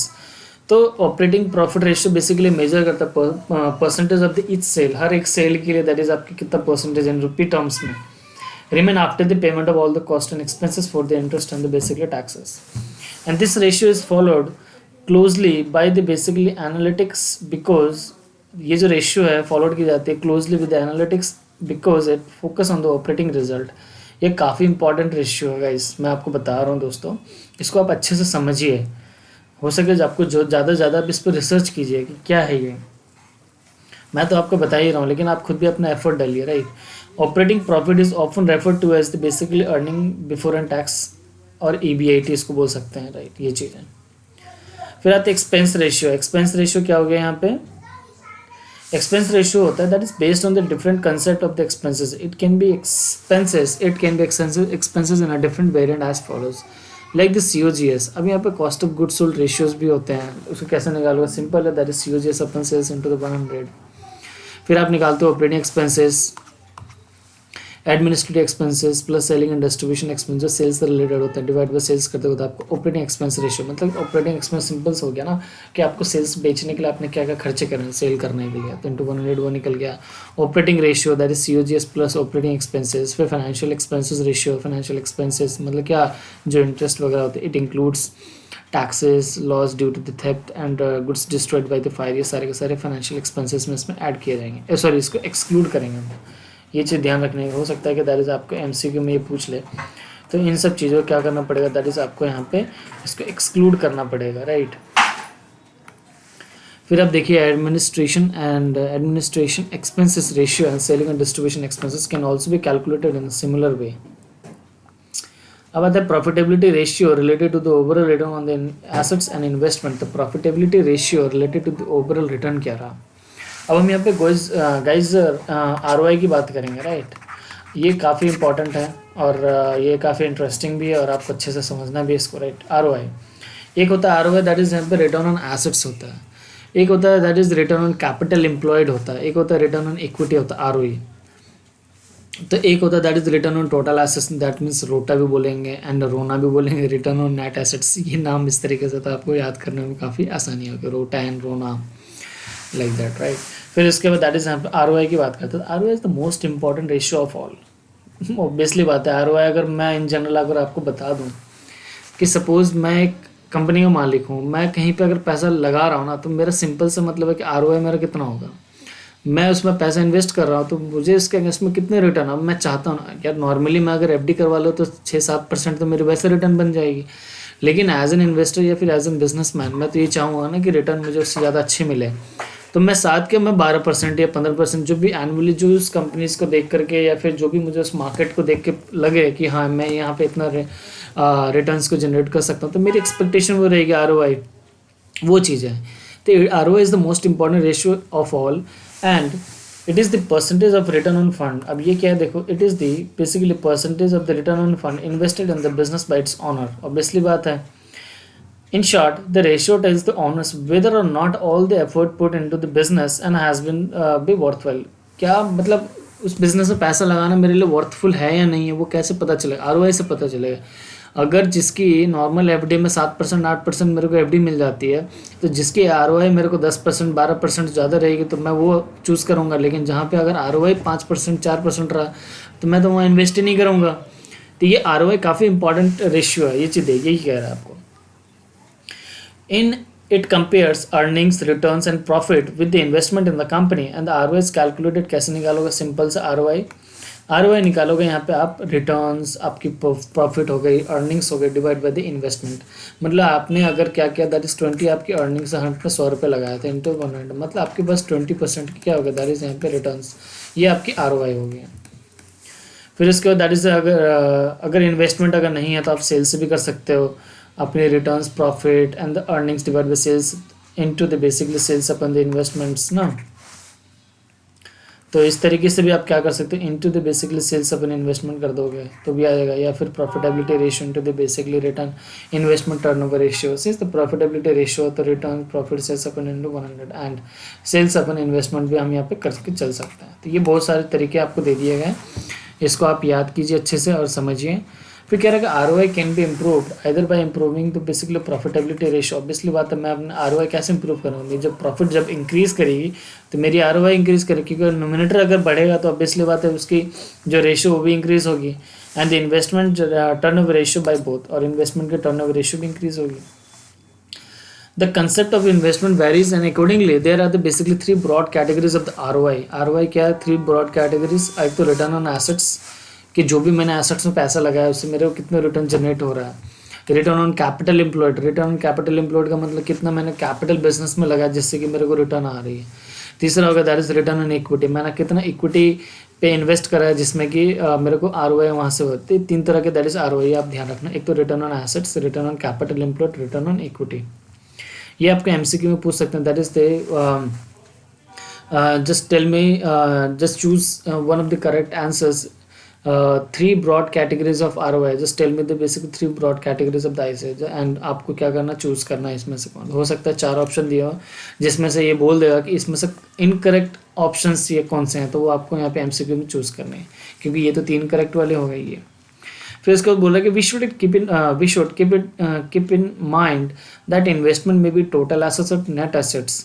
Further, the fund employed in net assets are also known as the capital employed, which is nothing but the basically worth plus debt, right? Net worth plus debt.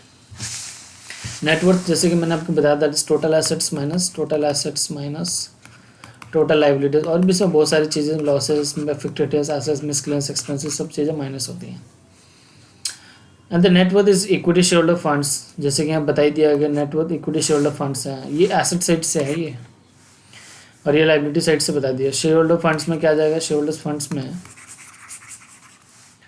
जैसे कि अगर मैं देखूं ये हो गया that is equity shares capital plus reserve plus, ये हो गया ना। फिर उसका similar the concept of the return and earning profit में very as per the requirement of the availability of the information, right. फिर उसके बाद दैट इज यहाँ पर return on assets. The profitability ratio is measured in terms of the relationship between the net profit and the basic assets employed on that profit, and the ratio measures the profitability of the firm in terms of the basic assets employed in the firm. Based on the various concepts, the net profit and the assets and the ROI may be measured as follows. The ROI equals to that is क्या होगा, net profit after tax upon the average total assets, right, equals to net profit after tax, और यहाँ पे average tangible assets हो गया, फिर उसका net profit after the basically tax होता है। इस तरीके से ये चीज़ें आपको फॉर्मूला याद रखनी है कि जो भी नेट प्रॉफिट आफ्टर टैक्स है ना, टैक्स कटने के बाद divide with basically average total assets लेना आपको। एवरेज टोटल एसेट्स ले लो, या टेंजिबल एसेट्स ले लो, या फिर फिक्स्ड एसेट्स ले लो, लेकिन लेना क्या है आपको, एवरेज ही लेना है। ये चीज़ आप ध्यान रखना, ठीक है। फिर इसके बाद चलते हैं, अच्छा क्या बोला नोट में कि समटाइम्स टोटल एसेट्स में ऑल्सो भी considered instead of the average assets की जगह हम क्या ला सकते हैं, टोटल एसेट्स पे लेंगे, जहाँ पे एवरेज एसेट्स निकालना पॉसिबल नहीं होगा या फिर नहीं ले सकते हैं। And hence the net profit is exclusive of interest, right, and as assets are also financed by the basically lender, hence the ROI can be calculated as the return on assets. कैसे निकालोगे, net profit after tax plus interest divide with average total assets, average tangible assets, average होते हैं पे basically fixed assets. ये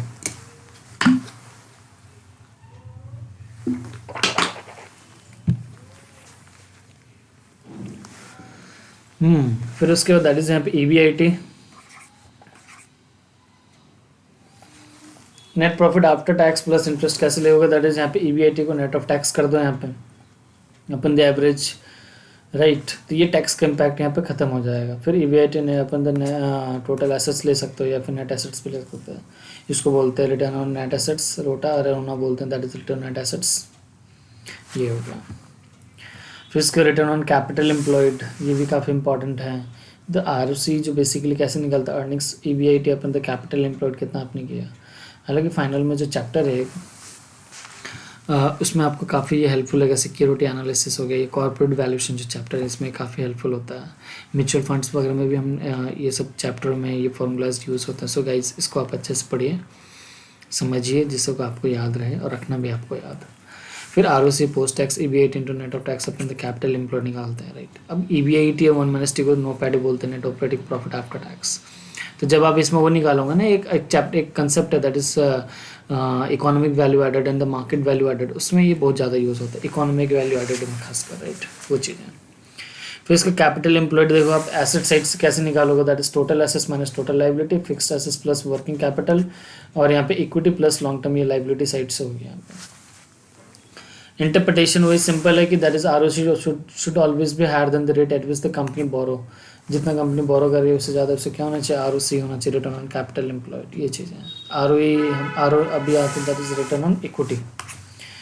return on equity क्या बोलता है, return on equity measures the profitability equity funds invest in the firms. मैं एक investor, मैंने इस कंपनी में सपोज 1 करोड़ रुपए की इक्विटी खरीदी, बाई करी, तो मेरे को उस पर रिटर्न चाहिए ना, तो मेरा एनुअल रिटर्न कितना होना चाहिए, तो वो हो गया दैट इज हमारे रिटर्न ऑन इक्विटी।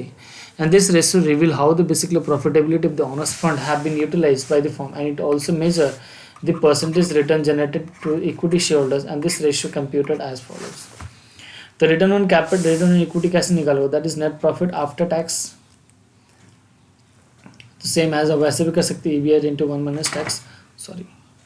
फिर इसके बाद दैट इज यहाँ पे preference dividend if any and the net worth and equity share holder funds, इस तरीके से करोगे। इंटरप्रिटेशन आप इसको देख सकते हो, ठीक है,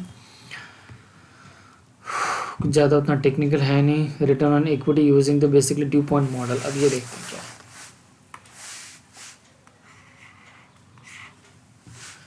देखिए, a finance executive at EIDU point numerator and company of Wilmington Delaware created the Dew Point system of the financial analysis in 1991 में, and the system used around the basically world today and serve as the basis of the component that make up the return on equity.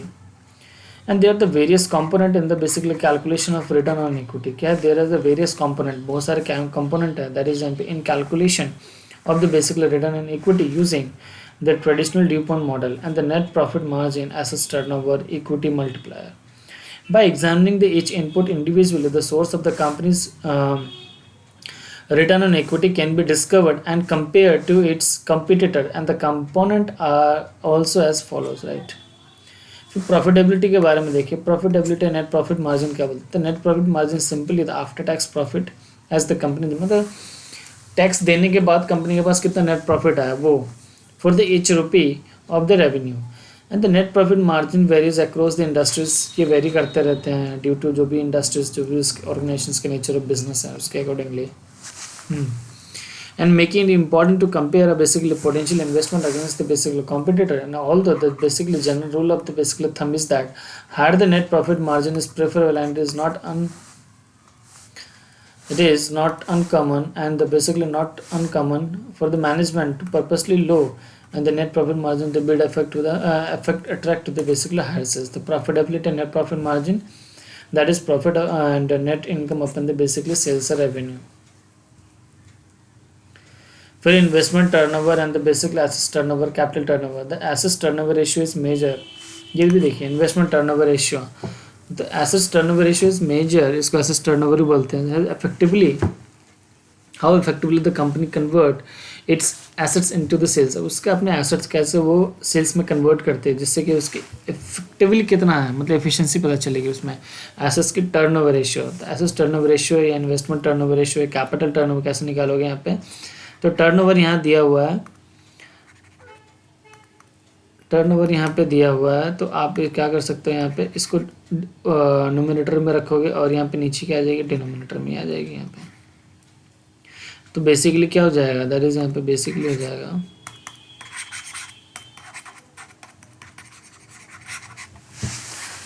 तो basically आप देख सकते हो that is investment assets and sales upon the investment sales and revenue upon the investment assets and capital employed, ये चीज़ है। फिर equity multiplier भी देखोगे, investment assets and the capital, ये हो गया। अब ये इस तरीके से, दैट इज यहाँ पे आपको एग्जांपल दिए हुए हैं। एग्जाम्पल वाइज क्या दिया हुआ है, जैसे कि यहाँ पे देखो XYZ कंपनी डिटेल दे, उसके रेवेन्यू दे रखी है, नेट इनकम दे रखी है, एसेट्स दे रखी है, शेयर होल्डर्स इक्विटी दे रखी है। रिटर्न ऑन इक्विटी आपको निकालना है, तो रिटर्न ऑन इक्विटी पहले नेट प्रॉफिट मार्जिन निकालनी पड़ेगी, तो नेट इनकम दिया हुआ प्लस रेवेन्यू, ठीक है।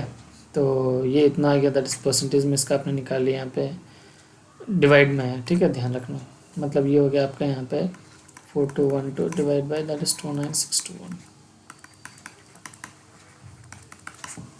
फिर उसके बाद एसेट्स टर्नओवर रेशियो मल्टीप्लाई, मतलब सिंपल आपको डेटा फीड करना है बस। और फाइनली तो we basically multiply the basically 3 component together to calculate the return on equity, return on equity, net profit margin into the assets turnover ratio and into the basically यहाँ पे equity multiplier. तो ये आपका क्या निकला है, that is यहाँ पे रिटर्न ऑन इक्विटी निकला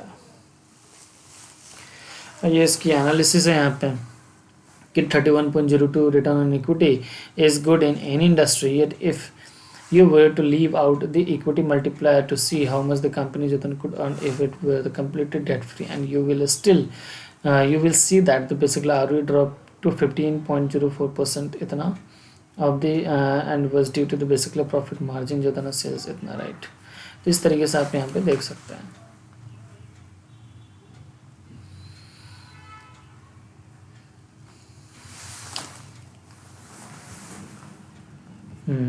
अब ये देखिए यहाँ पे, अब आते हैं that is profitability ratio required for the analysis from the basically honours point of view. Honours point of view that is EPS earning per share, that is EPS कैसे निकला यहाँ पे, जो भी नेट प्रॉफिट अवेलेबल है to equity shares, मतलब जो preference dividend देने के बाद जो earnings available for equity divide with the number of shares कर लो आउटस्टैंडिंग, तो आपकी ईपीएस आ जाएगी। डीपीएस में टोटल डिविडेंड जितना आपने पे करनी है वो करो, तो ये भी हो गया। डिविडेंड पे आउट रेशियो हमने डिस्कस कर ही लिया था पूरा। ये सारी ये तीनों चीज़ें हमने डिस्कस कर रखी है डिविडेंड डिस्टेंस चैप्टर में।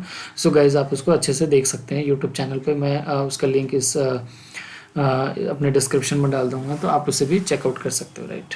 फिर इसका डिविडेंड पे आउट रेशियो इस तरीके से, डीपीएस अपन ईपीएस, फिर profitability ratio related to the market valuation investors, MPS upon EPS, ये पी रेशियो बहुत इंपॉर्टेंट होता है। ये P ratio, MPS upon EPS, ये बेसिकली ये बताता है कि कितना टाइम्स एमपीएस अपन ईपीएस, मतलब क्या, दैट इज यहाँ पे ईपीएस के कितने टाइम्स एमपीएस है। मतलब कि अगर सपोज किसी का 2 रुपये का अगर मान लो ईपीएस है ना, तो अगर उसकी अगर मार्केट प्राइस 10 रुपये, मतलब कि ईपीएस तो कमा रहा 2 रुपये, लेकिन उसकी जो वैल्यू है 5 टाइम्स है, मतलब 10 रुपये है। फिर उसका that is dividend and earning yield, तो डिविडेंड प्लस माइनस का दो, that is change in the share price और इनिशियल शेयर प्राइस, इस तरीके से करते हैं, है ना, इंटरप्रिटेशन। फिर इसका दैट इज मार्केट वैल्यू भी निकालना सिंपल है, दैट इज यहाँ पे मार्केट वैल्यू, बुक वैल्यू पर shares, average share price divide with the net worth divide by number of equity, इस तरह से क्लोजिंग शेयर प्राइस, तो भी आप क्या निकाल सकते हो, दैट इज यहाँ पे मार्केट वैल्यू निकाल सकते हैं। हालांकि मार्केट वैल्यू हम कैसे निकालते हैं, MPS into basically number of equity shares. देखिए ये भी तरीका है मार्केट वैल्यू निकालने का। फिर उसके बाद दैट इज हम पे क्विक क्यू रेशियो बोलते हैं, that is market value of the equity and liabilities upon the estimated replacement cost of the assets, इस तरीके से।